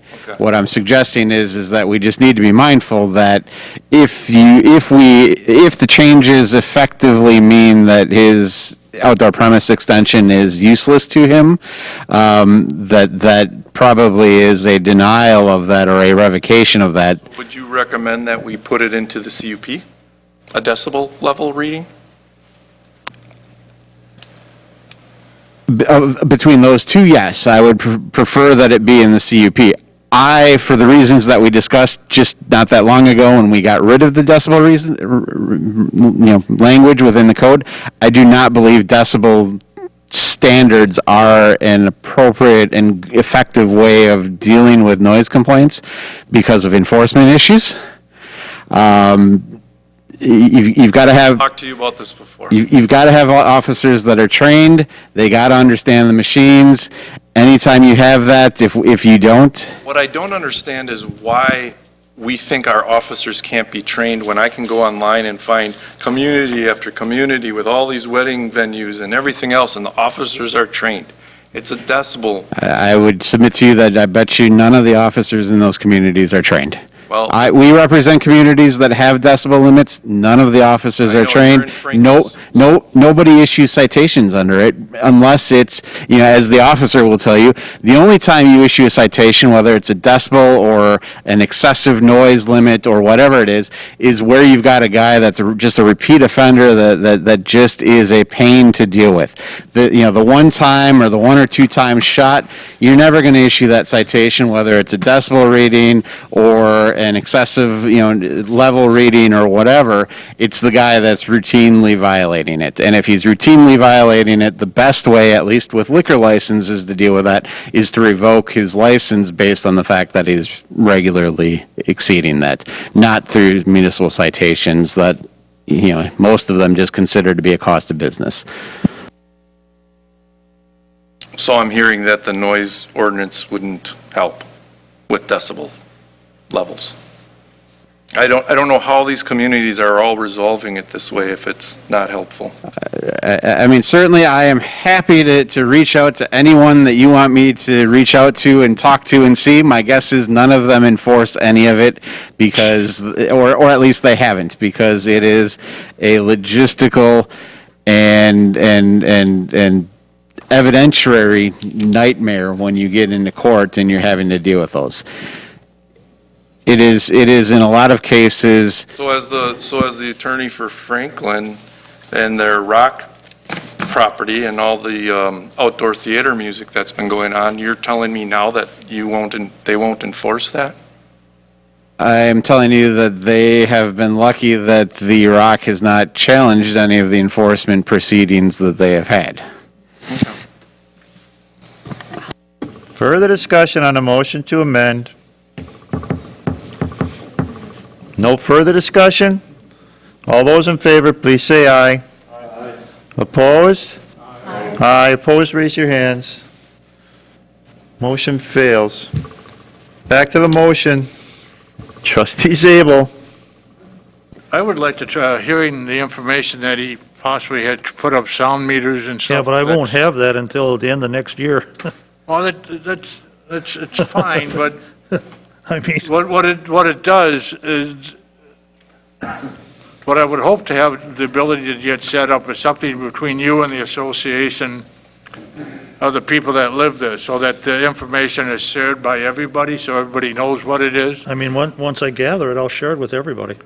even the village. But what I'm trying to get at is if we can establish what is a normal sound level out there when nothing's going on, and then if we have a readings when something is occurring, we can see, there's number 3 in here, if the event receives complaints regarding noise.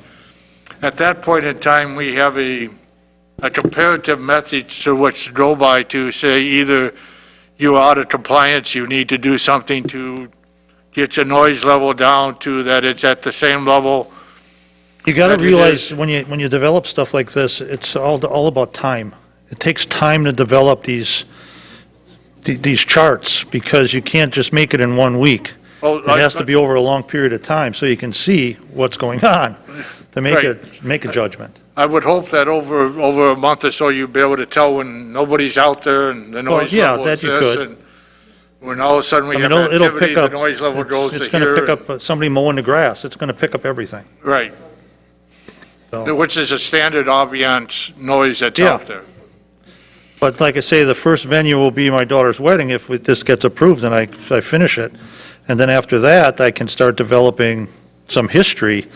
And if we have to make changes at that point, we can.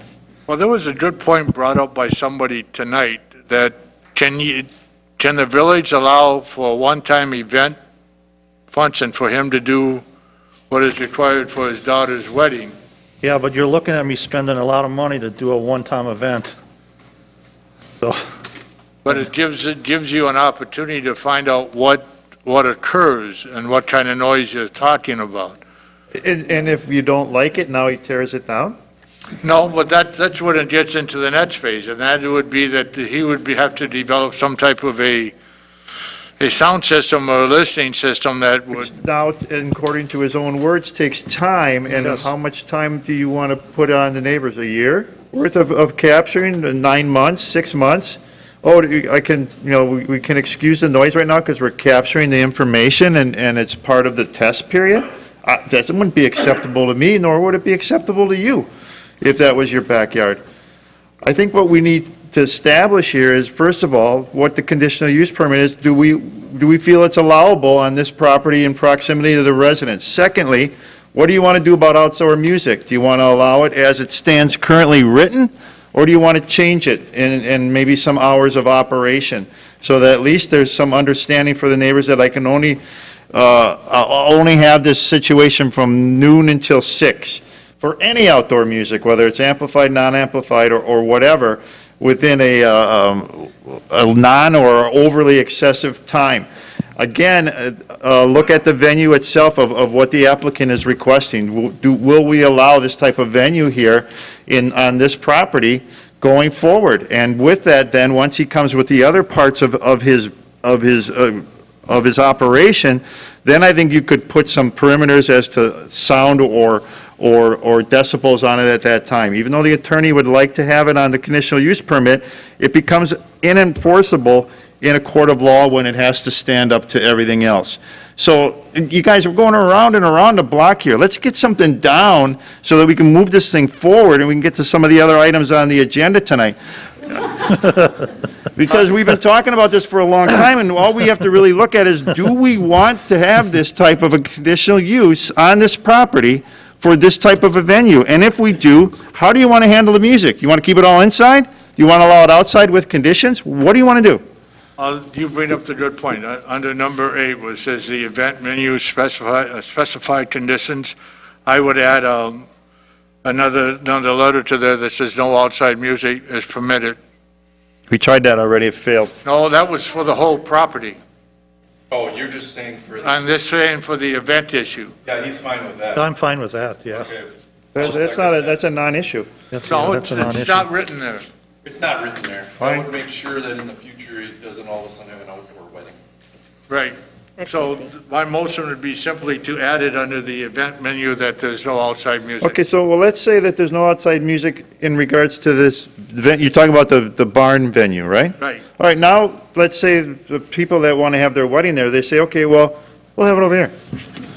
First, everybody will come, we'll have all our outside music behind the tasting room, and then we'll move it all inside into the vent area, because that's what I would do, if that was a condition that was laid to me. Oh, can they have it over here? Yes. Okay, then we'll have it here first, and then we'll just move it inside. What's the difference? And then you'd have to come in and get a permit to do that.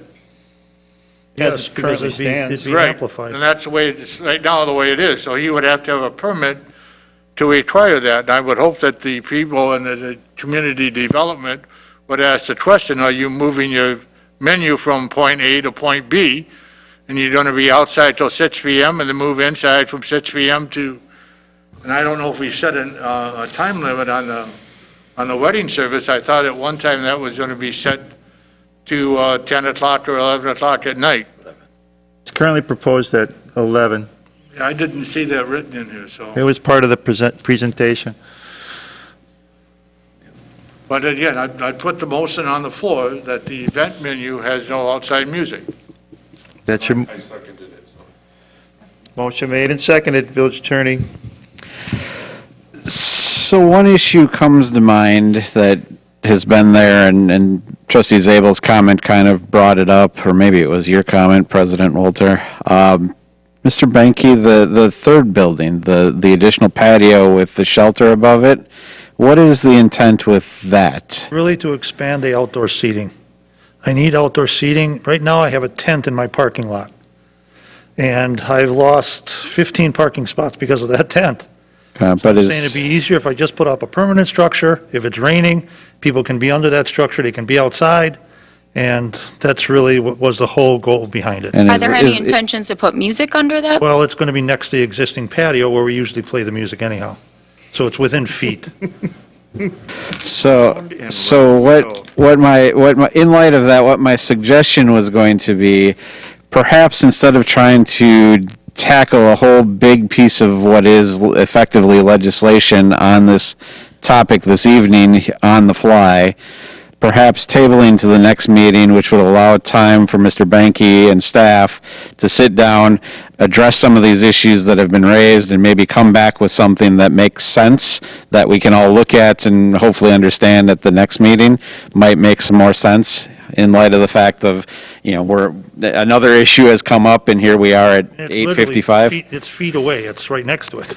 So the next meeting, you're meeting the third week in January? Right, By that time frame? right. Are you making a motion? No, he cannot make a motion. I know, I'm- We have a motion currently. Right, but we can put a motion to table until next, Somebody can do that. but there's a current motion. You can still make a motion to table. Trustee Kaminsky. Before we table this, I have a comment on that. Let's not just assume that the only issue we have here with the wedding venue is sound, because I have other issues with it, as do the neighbors. In particular, traffic. If 150 people come down Fond du Lac Avenue there, which is 2 lanes, are turning in, and that's a lot of traffic to be in that area. So, I mean, when you're going to look at this, I guess my point being, I also would like to look at limitations on how many events can be done if it's going to go that far, and what would be reasonable to Mr. Banky, because I do not see something happening there every weekend, or Friday, Saturday, and Sunday night, because I think we are asking these neighbors to really bear a lot of the burden of all this activity. And I tend to agree, for the amount of money that they had to pay for these lots that you sold them, The taxes. that's a lot to ask them to bear. I mean, you did sell them those lots, and now you have your business, now you want to expand it, and I guess my heart goes out to you. I live in a rural area, and I know how I would feel. What? And so, I mean, there have to be, take a look at the other limitations as well, in order to sell me on this happening. It cannot be a Friday, Saturday, Sunday night thing frequently. It just Where'd you can't get be. 150? I know. No, That's- where did you get it from? It was in here. I saw 100, up to Is 150 that people. up to 150 people? Well, there's a gray area what side, kind of table you use. I want round tables, and according to the code, I can only have 125 people. But if you would put picnic tables in there like they do, The let's say numbers at in here. Deansville, Yeah. you can put 140 people in there. So it's really a weird thing, but my goal is I want round tables, 125. But the number 150 is in here. I'm You're not asking making for it- 150, it's in the Well, I document. put it in because of that table Yeah. issue. I'm just going by what the state would tell me I could do in there. Right, it's a fire code. Further discussion on the motion to amend, anybody else propose anything else at this time? No. I'll make a motion to table.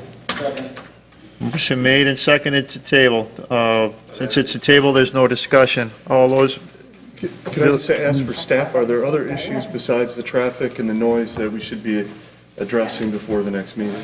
no, I think Can we it ask the still has to be residents? put into consideration of, do we, as a board, based on what we know, what's being proposed, and what's also being brought to us from the residents, still consider this to be a good use of this property as a conditional use? Is this something we still want in this area? And that's part of the overall approval, but with that, then additional conditions will be on. And we already know what they are with the noise, the outdoor music, the extension of that outdoor music to the new area or within the new area, and then also the venue itself in regards to traffic. I think that's all part of the whole approval of what needs to be considered with the input from the residents. If it's discussion, I can't take it. Is it a question? I have a It's a question. statement. All right. To answer your question on my particular part, I'm against it, but I like what Terry's bringing up as an idea in regard to, let's look into that aspect. Otherwise, I'm voting against it. Okay. All right, I so have a the question. motion is to table, and we're not discussing. All those in favor, please say aye. Aye. Opposed? None opposed, motion carries. Thank you, gentlemen, for coming. I appreciate the input. Thank you for coming. I appreciate the input. You're invited to come again. You also can watch via WebEx if you like, if you don't want to come out this far. But I do appreciate you coming in for all the information that you've presented to us. Thank you. And For the trustees, I might just suggest, Trustees? Arthur? Arthur? All right, so for the rest of you who can hear me, Yeah. if you have specific concerns that we haven't identified, send me an email tonight or tomorrow, we gonna and get then through we C? can try to loop that in. Okay, next item, under new business, item B. 9 o'clock. Conditional use permit amendment for Ashbury Woods Condominium Association property owners at West 172 North 11000 Division Road and Ashbury Lane, amending CUP numbered 4-87 to allow for additional recreation amenities to the Ashbury Woods Condominium Common Area. To Motion give us to some more information, Second. Sorry. we have, you don't want to see the, Nope. Nope, I think it's fabulous. I would like to approve it. Good night, we haven't Casey. voted yet. Well, we didn't vote. This is crazy. So you don't want to hear the background? You don't? Nope. I'm sure Jeff, Wait, thank, whoa, whoa. I think people might want to hear the background who are watching. okay, so to give us some background on this, I'll turn the meeting over to Jeff Retzloff, our Community Development Director. Jeff? Jeff, are you still with us?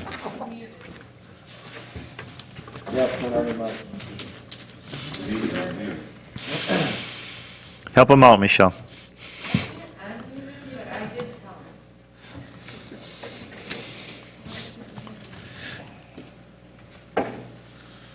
Hopefully he's not too far into the presentation.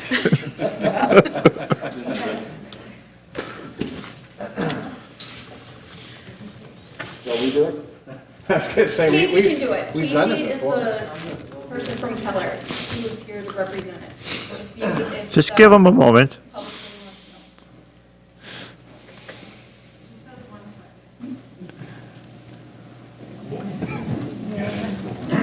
Did we not pay? No, they turned it off. It's on a timer. Times are tough. Do you know we're in a pandemic? We go past 10, the chairs go away. Yeah, little by little. That's brilliant, really. I think better when I walk around. Is that what that button's for? Jeff, are you with us? There he is. I can see him, but I can't. He's giving the whole presentation. Can't hear you.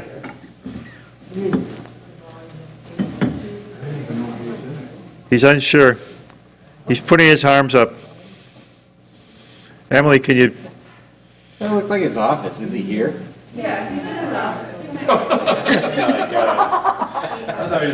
Jeff, if you can hear us, come give your presentation. I think he's on his way.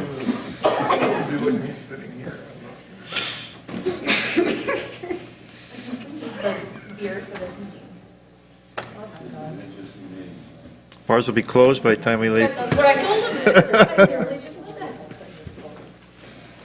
that. Still got to get through item C. I think Benke will be open tonight till 3. Wait, there's a motion Yes, on music the scheduled. floor though. Don't we have to vote on it?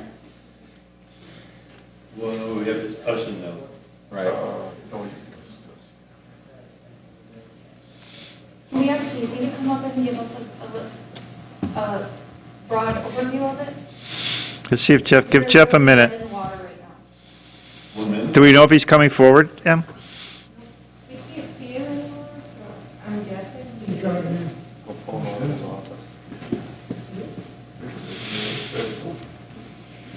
Can you call him? Yeah, it's just gonna text him here. Okay, fantastic.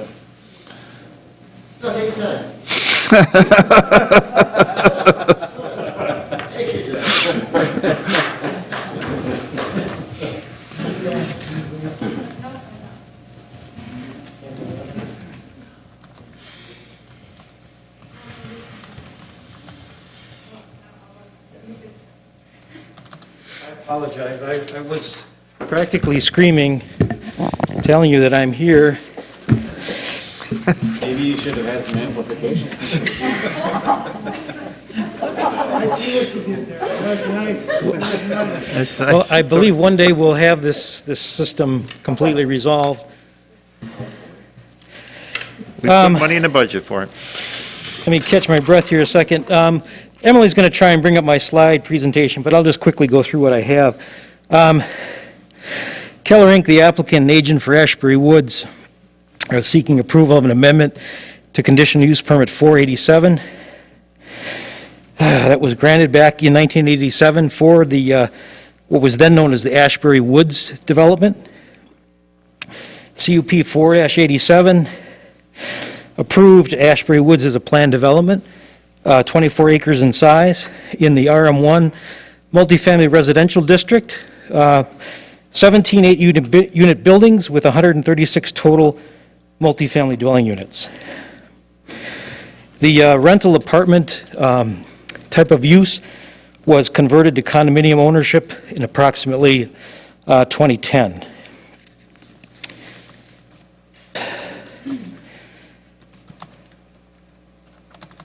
CUP 487 does prescribe specific recreational amenities allowed in the common open space area that the association now wants to revise.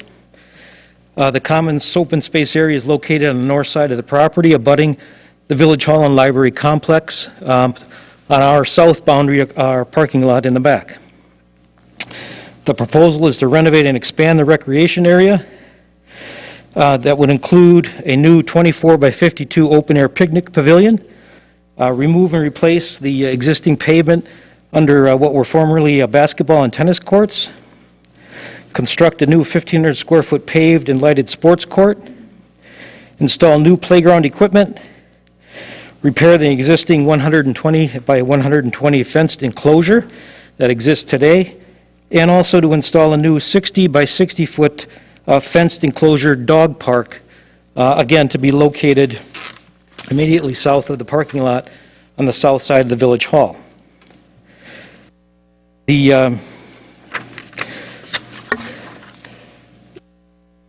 Plan Commission recommendation is to approve the amendment to conditional use permit 487 for Ashbury Woods to add the additional recreational features and facilities subject to 2 conditions. So it's really a minor issue with regard to this conditional use permit.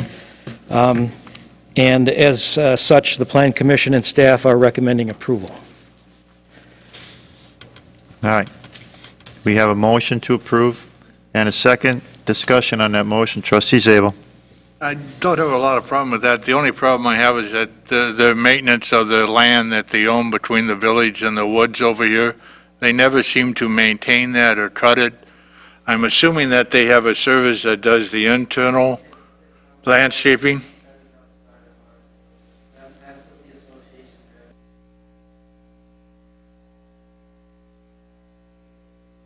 But we can't include it. No, I know it's part of the association to take care of, but they never do. And I would hope that the association would start maintaining that area, because I know we have put notices to them to cut the lawn when it gets above a foot high, and they just don't seem to do it. It would be, if you're going to expand the dog park, it'd be nice to do that whole area and then close it in a nice big fence so the dogs can actually run. But it should be an area that is maintained. I have a problem with that they do not cut it, they do not maintain it. It's right next to the village going towards the woods on the other side. It's all their property. It's all part of the association. But what about the opposite end towards Western Avenue? There's also some property there of That they theirs need to that we've had neighbors complain about how it looks because they feel it reflects on their property, and people think that it's their property, that it's not being maintained when it's actually Ashbury Woods property. Right. It's a maintenance issue that Ashbury Woods have to address in the association. I don't know if we can address it in the conditional use permit, but I certainly would like to put them on notice that it should be done. It's a question for the village attorney. I mean, I don't know if there's a specific answer from the gentleman from Keller about it or not, but I think generally this just sounds like more of an enforcement issue than, any new requirement. It's all requirements that are there. We just need to do a better job of enforcing is what it sounds like. Okay. Yeah, So it's not anything to do with what Keller is proposing or what they're building, it's more of a condition of what is needed to be enforced and what their existing property is and the maintaining of that property. Right, in essence, we're not adding anything new that isn't already a requirement. They already need to maintain it, it's their property, so it's just a matter of making sure we're conveying that to them effectively. But it's just so the gentleman from Keller knows it's not anything to do with what you're proposing, or we're not asking you to do anything. I just want to reassure you on that basis. I was contacted by the condo association, who is under new board leadership, and they're the ones taking initiative to improve the amenities already, and they've already addressed it in their meetings outside of Keller, obviously, and our build, but I have heard them talk about that and trying to improve the property. If you go there now, that basketball court area is all gravel stone. The basketball hoops are laying on their side, they'd rusted through, and that's the condition they are now. They're improving the property, and they're continuing to make it look better. But they have a new board as of about 6 months ago. I can add to that as well and say that I personally met her as well, and she is a woman of change, and she is going to better Ashbury Woods. She was disappointed in the way that it was run, and she plans on really making it as a whole, better. She has great vision for it. Definitely the lawn, I trust that she would be making much improvement, including lawn care. I hope you're correct. I hope they do take care of it, but to me, if you're going to do a dog park, if you can extend it or build it bigger than what they have there, at least the dog can run. She was disappointed with the board and their lack of direction. That's why she ran for president of their homeowners association. So She as wants long as change. she's president, we have a chance. Yes. Now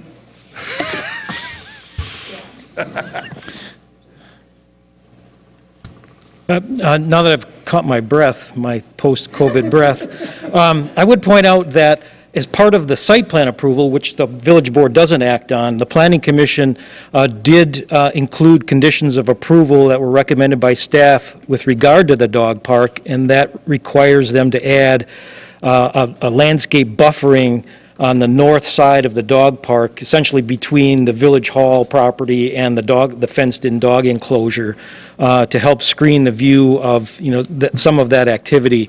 But again, that's something above and beyond. And part of the reason for that, too, is to find that it was part of that complex and not part of an open for all residents kind of a complex. Right, Because there's- of its proximity to Village Hall. Exactly. There might be a misunderstanding that somehow, hey, the village has a new dog park, when in fact it's not public at all.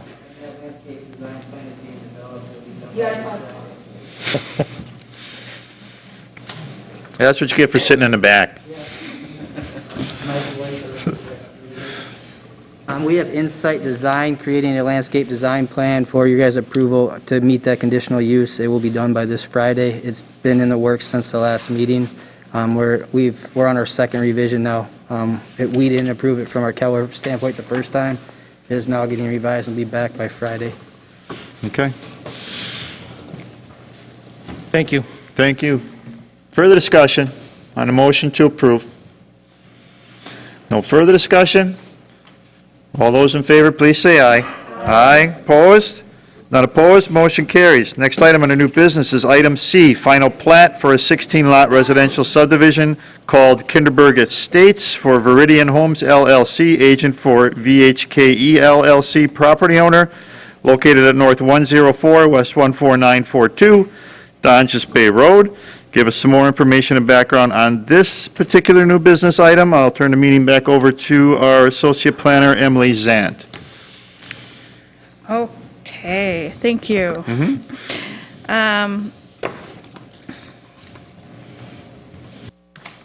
So this is, Viridian Homes is seeking approval of the final plat for the Kinderberg Estates subdivision, which is a 16-lot, single-family residential development located on east of Preserve Parkway, north of Donges Bay Road.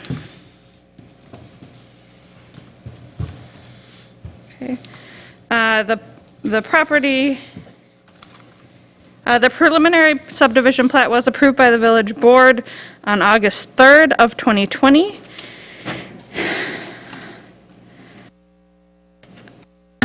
let's see. So in order to be eligible for approval by the village, Wisconsin state statutes require a final plat to substantially conform to the approved preliminary plat. Village staff does believe that this is the case with the submitted final subdivision plat.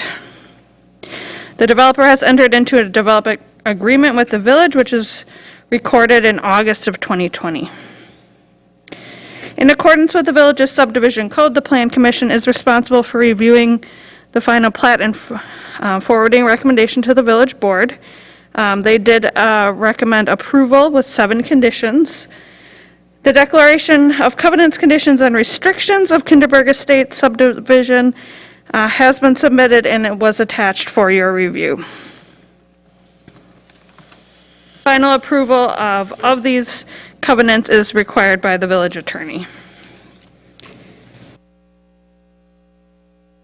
Additional items included in the conditions have been submitted and are currently under review by Public Works and Engineering and the village surveyor. There's one condition that had not been met in the preliminary plat. Again, I believe that has been submitted, but is waiting for final review by Planning and Zoning staff. So it was the Plan Commission's recommendation to approve the final subdivision plat for Kinderberg Estates, subject to 7 conditions. Okay. And we can go through those if you'd like. Okay. Board, any questions? Village Attorney. Sure, I just wanted to just quick address the covenants and restrictions, and specifically a couple questions that had been identified in some of the comments. First, I want to note that typically my review of covenants is based just to make sure that there's nothing that jumps out that they're requiring something that doesn't match our code within the zoning code, that it doesn't obligate us to undertake, maintenance of a stormwater pond or something like that. Likewise, to ensure that the appropriate parties are being responsible for the things that they need to be responsible for, those types of things. We don't typically get involved in the details of, how assessments are going to be made between the property owners and, the types of materials that are going to be required and that kind of thing. Our review is just to make sure that it meets the requirements. So, for example, we might look at it and say, our code and approvals are going to require that they have front yard lamps, so we check to make sure that there are front yard lamps within the document. We don't necessarily care what front yard lamp is called for specifically. I don't remember if this one does or not off the top of my head, but some of them are very specific. It says it's got to be this particular one that you can buy from this retailer. Some of them are more generic that just say you need to have one that's approved by the association. And so some of the concerns that are raised are things that we don't review and don't approve when we're reviewing the covenants for that. The one issue that I did want to specifically address is that there is language within the lease requirement or the covenants that talk about the lease requirements. I just wanted to just highlight that number one, these are actually fairly new requirements that we're seeing pop up in new subdivisions that have been developed over the last year. They are primarily being done as a direct response to the rise of Airbnb and Vrbo and those types of places that while it's hard for a municipality to regulate some of those things directly, within the covenants you're able to more directly restrict those requirements. Typically, the village doesn't regulate whether you rent your house or not. It's just not something that we regulate. These covenants are designed to provide the protection to the neighbors that you're not going to be renting it out on Airbnb or vacations by owner or whatever, those types of services. And instead, any rental is going to be more of a long-term rental. Whether or not these are going to be enforceable over time, remains to be seen. As I say, they are fairly new, but it's really a good thing, in my opinion, that they're including it, because the Airbnb things do in communities that have a lot of them, they tend to raise some problems and concerns. So I'm actually happy to see that they included those, but again, that's not really something that we would typically look at and approve as okay or not, but it was a question that was raised, and I just thought I'd address it. Okay. Board? Trustee Myers? So in other words, Brian, this board cannot bring up the aspect in regard to having no fences. Correct. That our code allows fences within residential properties. There are certain requirements and restrictions that are in place in order to do that.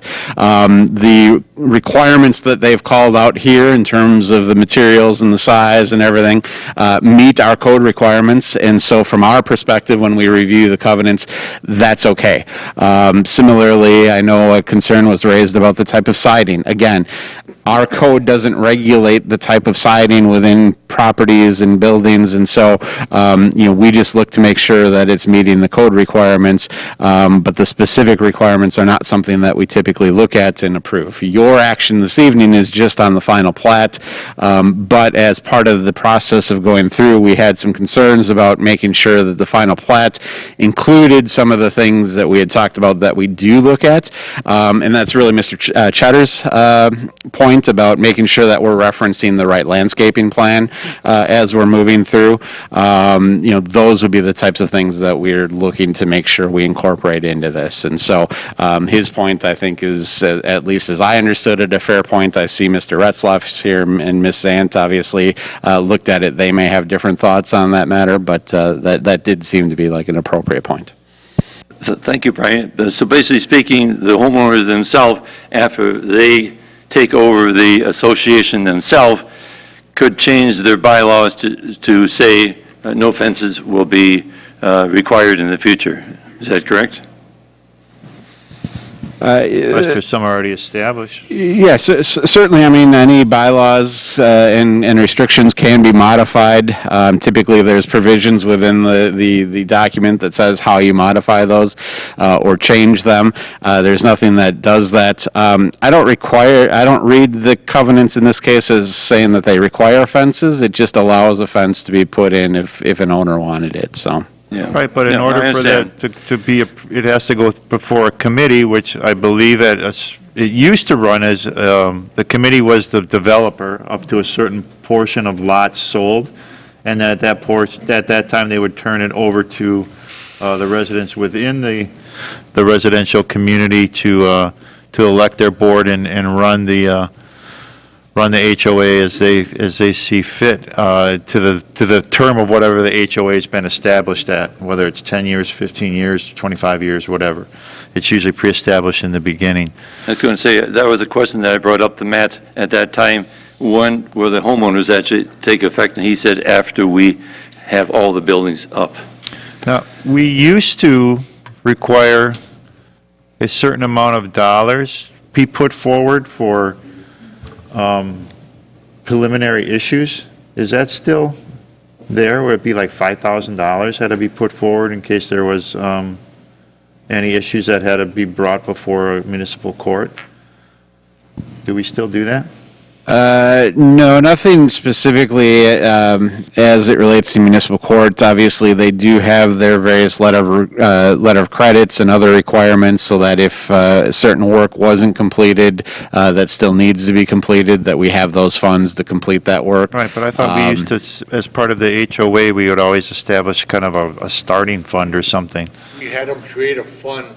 We'd have the developer create a fund for the HOA to begin with, so there was money up front to man it and for the first year or whatever. Right. But it was sort of a, Is that in here? I don't think we've done it. in a I didn't see it when I read it. Yeah, I've certainly, in any of them that I've approved, I've never seen that, whether it, and quite honestly, whether that's here or in any other community. I've not seen that type of requirement before.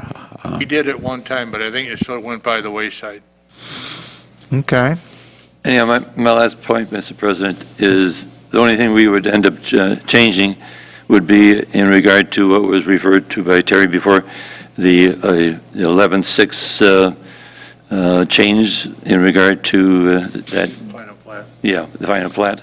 Is that correct, Brian? That's the only thing we can change, or Yes, and the only reason I'm hesitating is I'm not sure whether the 11.6 reference is correct, but Mr. Cheddar's point was the one that I think should be probably addressed within the document. Landscaping plan. Correct. Thank you. I'll make a motion to approve as presented with the 7 conditions. Second? Motion made and seconded. Discussion. Trustee Hudson. Yeah, I have a question. When this came in front of the village board promised the residents of the area that this would be consistent with what already exists. What already exists is actually no fences in that area. And these HOA documents, if I'm reading them correctly, will basically allow the walling off of this subdivision from everywhere else. So on Kinderberg Park to the east and also along Donjas Bay, you will be looking at a white vinyl fence. As a resident of that area and having witnessed hundreds of people coming here, I don't think that we are upholding our promise that it is consistent with preserves and windsong, because they don't allow fences. I think Further discussion. Trustee Zabel.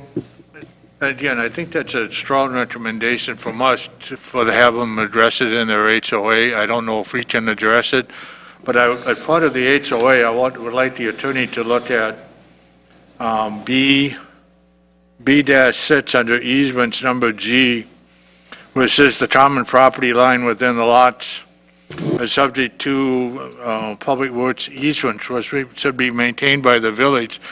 I think it's the storm sewer piping will be maintained by the village.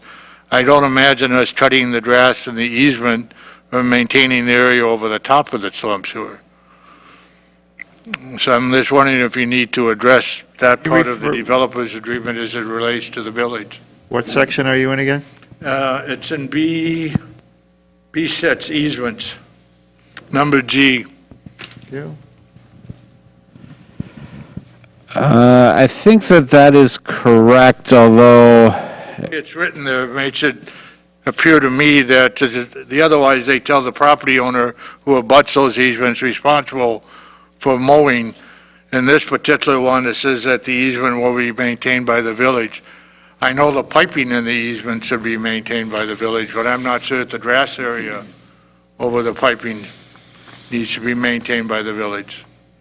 yes, and I'm just looking, and I see Mr. Cudney is online, and he may know the answer more immediately than I do. I think Larry is also online, it looks like.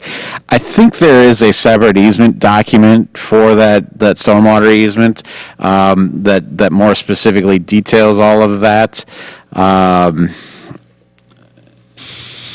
Like I say, when you look at the other lines under it, all the other easements, they point out it's a property owner that abuts it is responsible. This one, it says the village. And it's just one of those things that. You just want to define of what the village is responsible to. Right. And again, this is, like you say, nothing we really don't have control over, but the attorney has to approve it. So I wanted to make sure he's aware of it and make sure the language is such that the village is not put out there to have to maintain something that we really, cutting grass over areas we shouldn't have to cut. Yes, and that is a fair point. It is something that I will certainly review before they get recorded. But as I say, I think, although I'm not locating it immediately, I think there is a separate easement for that would trump this document. But we'll make sure one way or the other that is correct. You just don't want the people that read the documents on those lots thinking that we're going to be in there cutting it.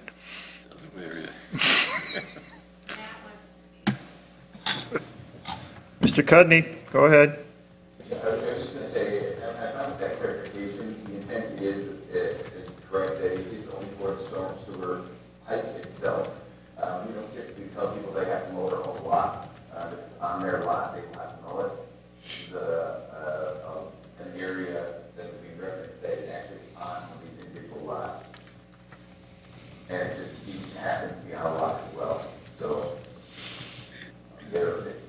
if you want the clarification added in, that's fine, but I think it's actually covered within the body of the document.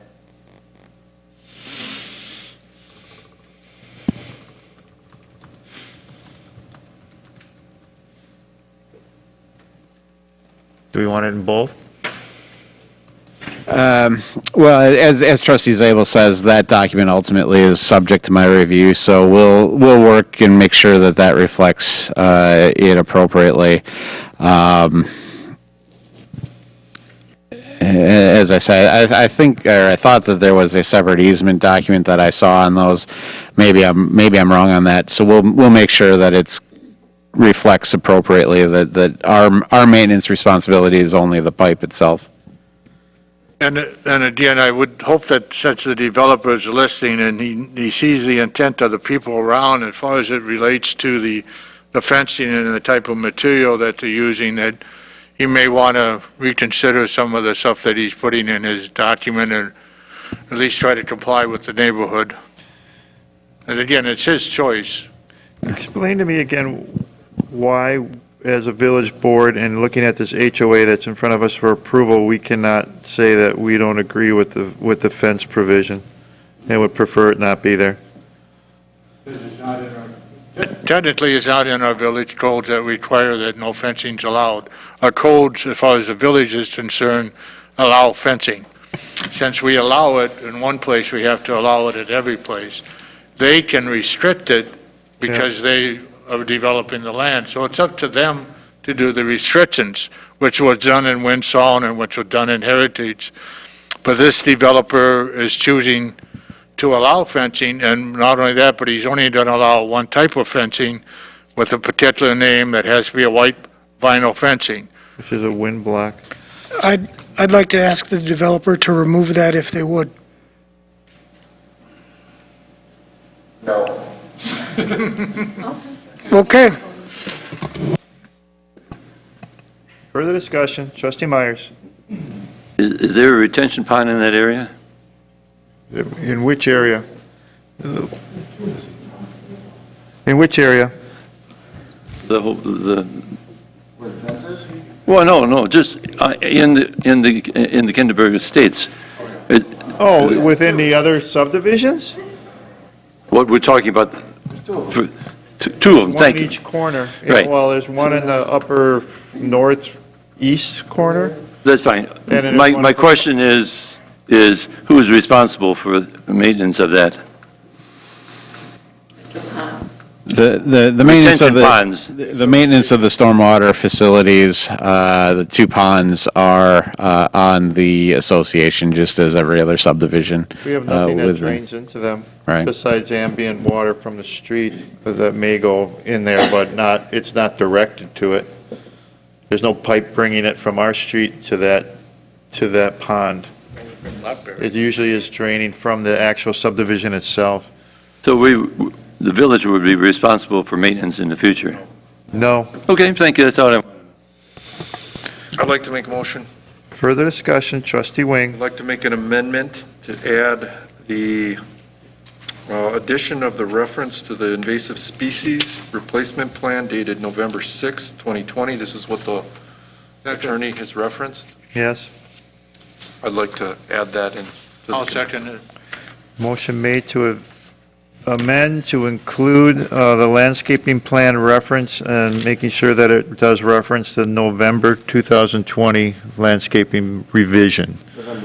November 6th, I'm sorry. The one that we referred to the invasive species replanting. Okay, further discussion on the motion to amend? No further discussion? All those in favor, please say aye. Aye. Opposed? Not opposed, motion carries. Further discussion on the motion as amended?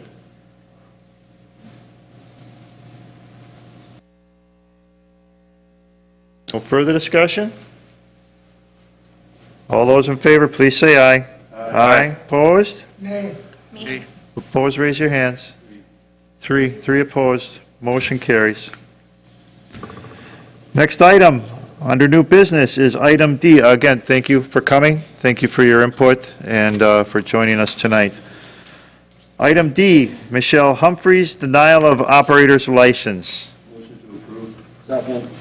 Motion made and seconded. Discussion. Was this brought before public safety tonight? Yes, it was brought before public safety. It's in denial because she has a felony, and that's required by the police department to be a denial. The Public Safety Committee motion to approve with a positive recommendation, 3-0. To approve the denial? No, to approve, right. To actually approve the operator's license, not the denial. Oh, so So we did it in the positive. Yes. So you chose to grant her license? Yeah, Correct. You know how it goes on those. Wait, is there a motion on the floor? Okay. The motion is to give her a license, correct? That's correct. And it was second. As an employee of Speedway. And that, it's based on your standard argument? We stated It's the the motion. same argument, you don't have to hear it all again. Well, and her crime wasn't even alcohol related. No, it was child abuse. With intent to injure. Interesting. Let's just remember that the individual, this would still be able to bartend, or serve alcohol, whether we approve it or not. All this does is give her the option to close a gas station. Where is an individual supposed to work? She served her time. We're not approving somebody to run a daycare. We're not approving a school teacher. We're approving somebody able to sell Busch Light at I don't a deny, I'm late just hour. making sure when that she's it's closing. of what we're discussing as part of the motion. Right, and closing a gas station. We have to let these people live their lives and get promotions, and the employer here believes in this individual and wants her to. Speedway has already, she's already an Come to your employee. meeting, either? Nobody showed at the meeting. Nobody showed. This is just my standard. I'm opposed to this law, but if someone came forward with, 5 drunk drivings, maybe I would say, no, I don't think you should be serving alcohol alone. Furthermore, all these places have cameras. I don't know what in this person's past exactly she did, but I don't know how it would impact her closing a gas station. Further discussion on a motion to approve the operator's license? No further discussion? All those in favor, please say aye. Aye. Opposed? None opposed, motion carries. Next item under new business is item E, St. Boniface Congregation at West 204 North 11968 Goldendale Road, temporary Class B fermented malt beverage license for February 19th, February 26th, March 5th, from 4 to 7 p.m. for the Lenten fish fries. Move approval. Second. Motion made and seconded. Discussion. No discussion? All those in favor, please say aye. Aye. Opposed? Not opposed, motion carries. Next item under new business is item F, secondhand dealer and secondhand jewelry dealer license renewal, January 1st, 2021 to December 31st, 2021 for Kessler's Diamond Center, located at North 96, West 16920, County Line Road. Move approval as presented. Second. Motion made and seconded. Discussion. No discussion. All those in favor, please say aye. Aye. Opposed? None opposed, motion carries. Next item is item G, Budget Manager Job Description. More information? Second. Motion made and seconded. Discussion. Come through GGF? It did. It came. Right. No page, just the description. Further discussion? You want to talk about it for half an hour? Okay. It's a job description. It's increasing. That's fine. What we did, it's increasing what we did at budget time from half-time to full-time. I remember, it was brought forward and discussed by Probably, Steve. it's supposedly a more efficient way of doing it. I think the numbers in here are a little bit low. General government is still going to review the grade that is proposed that's here. It's the grade 18. We have asked for a little more information on that, so I don't know if we need to take that out of there for now until we have a chance to look at it a little bit closer. You can amend it if you so choose. That's job description.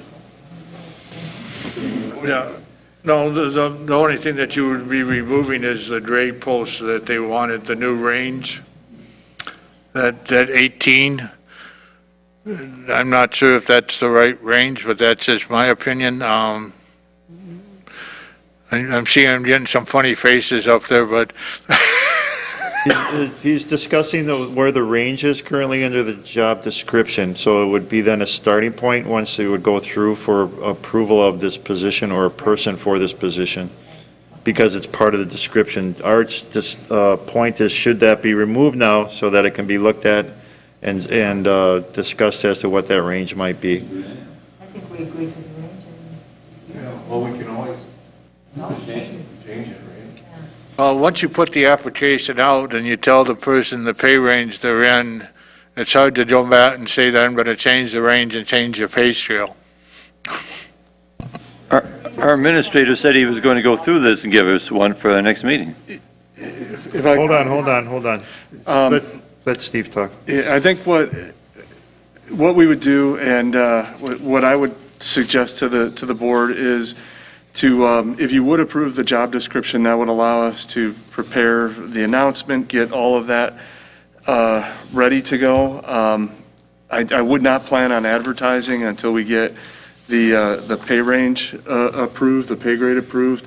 I have been working with Michelle on the additional information that the committee asked for, plan to take that back to the committee at their meeting on the 18th, and would then like to put that on the agenda for the village board on the 18th. So if this is approved, it also wouldn't be, if this is approved, it would allow us to get the job announcement ready, to get everything prepared and know that the language is set and ready to go. But we would adjust, if there is a need for adjustment based on the pay grade that's approved for the position, we would adjust that. At that point, it would not advertise until we get that approval from the village board. What section has the pay grade on it? It's in where the little spreadsheet is, where it tells all the different jobs that are related in this field. In the memo. In the memo. Oh, in the memo. Yeah. Okay. Page 143. Okay.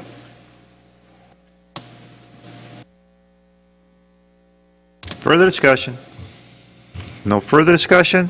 All those in favor, please say aye. Aye. Opposed? None opposed? Motion carries. Next item is item H, James Orr Coating Inspection LLC, contract for coating inspection of 500,000-gallon spheroid tower number 4 in an amount not to exceed $50,600. Move approval as presented. Motion made and seconded. Any discussion? This came through Public Works.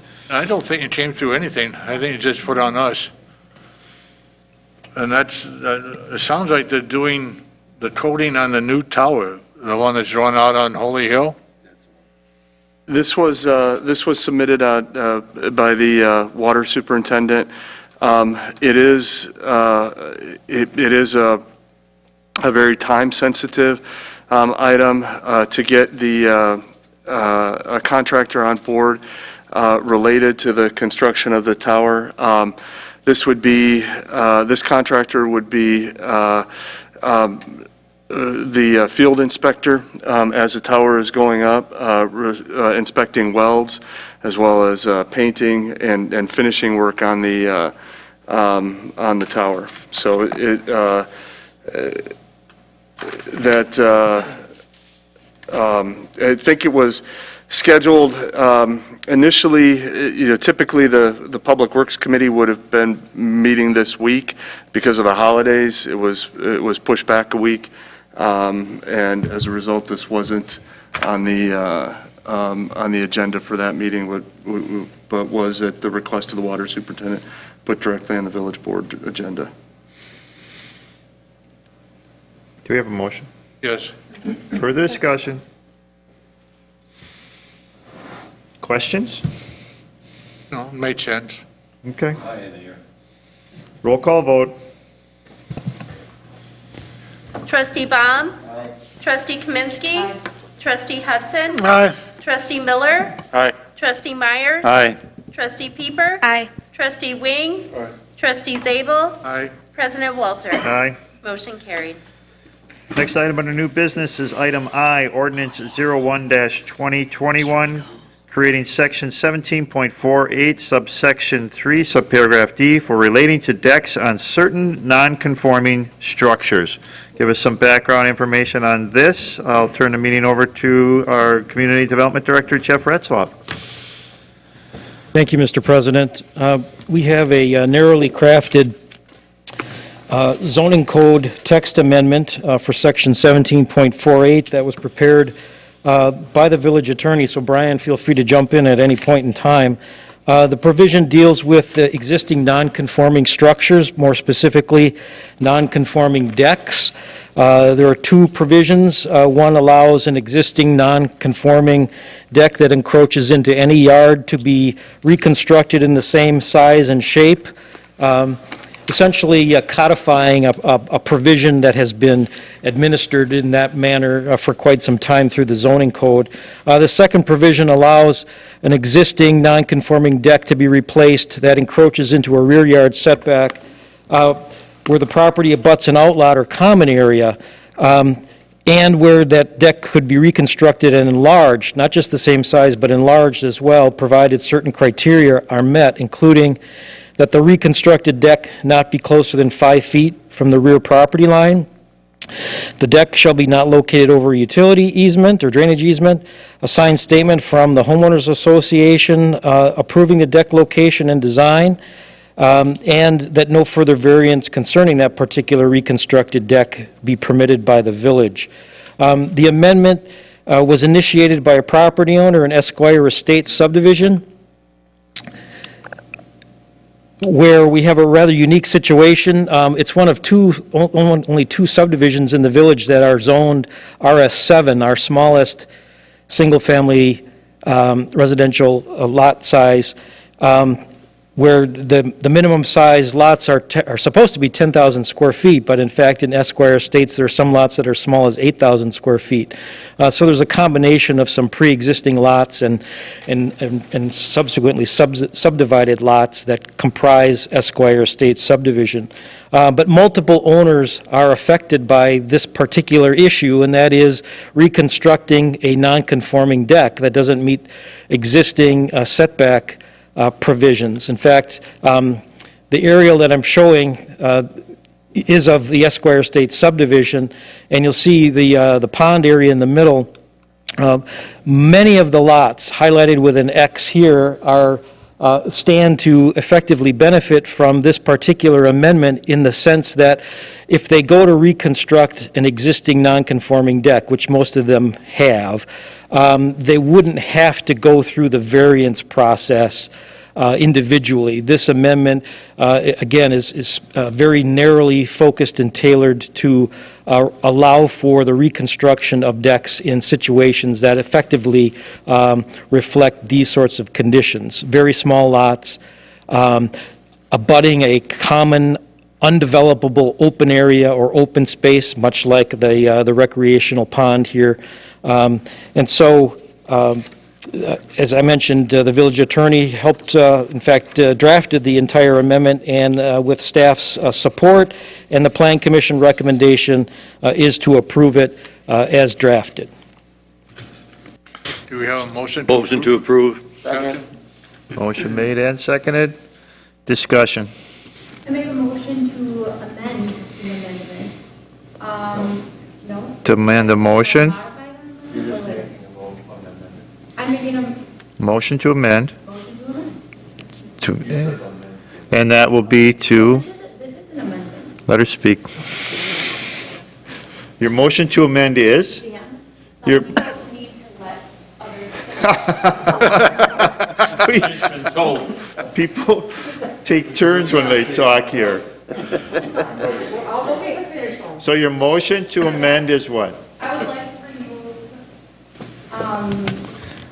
D from number 2, that states no variance to these provisions shall be permitted by the BOZA. I just want to at least give the residents who are affected by this, if something does come up, because who knows what is going to come up, that they still have the opportunity to go in front of BOZA.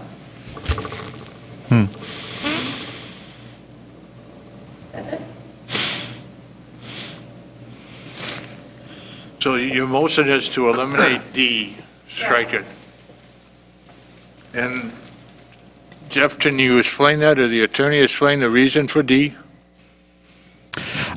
Sure. The reason for D is, and this is language that's fairly common in these types of code provisions, where you are deviating from what is otherwise the norm that exists, you will frequently require or provide that there isn't any additional variance that you can get above and beyond that. So in this case, the most obvious example would be you allow them to go within 5 feet of the property line. They could, if you strike D, go beyond that and go closer to the property line than even the 5 feet. Would it be required then to go in front of the Board of Zoning Appeals to do that? Correct. That request would need to go to Board of Zoning Appeals, and whether they'd be granted or not is unknown, but they'd at least have that ability to make the request. Second. The reason for that, that I did request that D be removed, is because I know of 2 people at least that would directly be affected by this because they went past the 5 foot. They are literally in common area, not past their property line. But as a subdivision, we didn't care. We still don't care. So I want that removed in case something happens to his structure and gets denied, that he would have the chance to appeal it. Well, that would be the question. If he went to the Board of Zoning Appeal and they did deny him, you would have to remove that And part that of is the up to fence. them. You That have would be up to remove both that of part. They very well could be denied, if but I he's- want to at least give them the chance to go in front of You're them. not saying his deck is in the common area. It is. Well, it's not a deck, but he does have, It's on property that's not his? correct. What's the address? Yeah, because that isn't, that doesn't even, I don't know how you justify, I don't know how you would justify that. Right. What's he, I want to allow them to go in front of BOZA. I want to. Well, I don't think BOZA would ever allow that. Then it's up to BOZA. Well, I don't think BOZA legally could allow them to rebuild on somebody else's property, but certainly you could allow them to build up to the line potentially. Okay. I just want to let them go to BOZA. I'm fine with that, but, yeah, I'm fine with that if, like he said, building up to the line, but I can't imagine it's ever going to happen that BOZA or anybody's going to allow somebody to build something on somebody Because then else. they could extend it to the pond, and now you got a pier. Actually, well, I'm just going to shut my mouth right now. Yeah. Okay, so the motion to amend is to remove item 2D. Further discussion on that motion? All those in favor, please say aye. Aye. Opposed? None opposed, motion carries. Back to the motion as amended. Further discussion? No further discussion? All those in favor, please say aye. Aye. Opposed?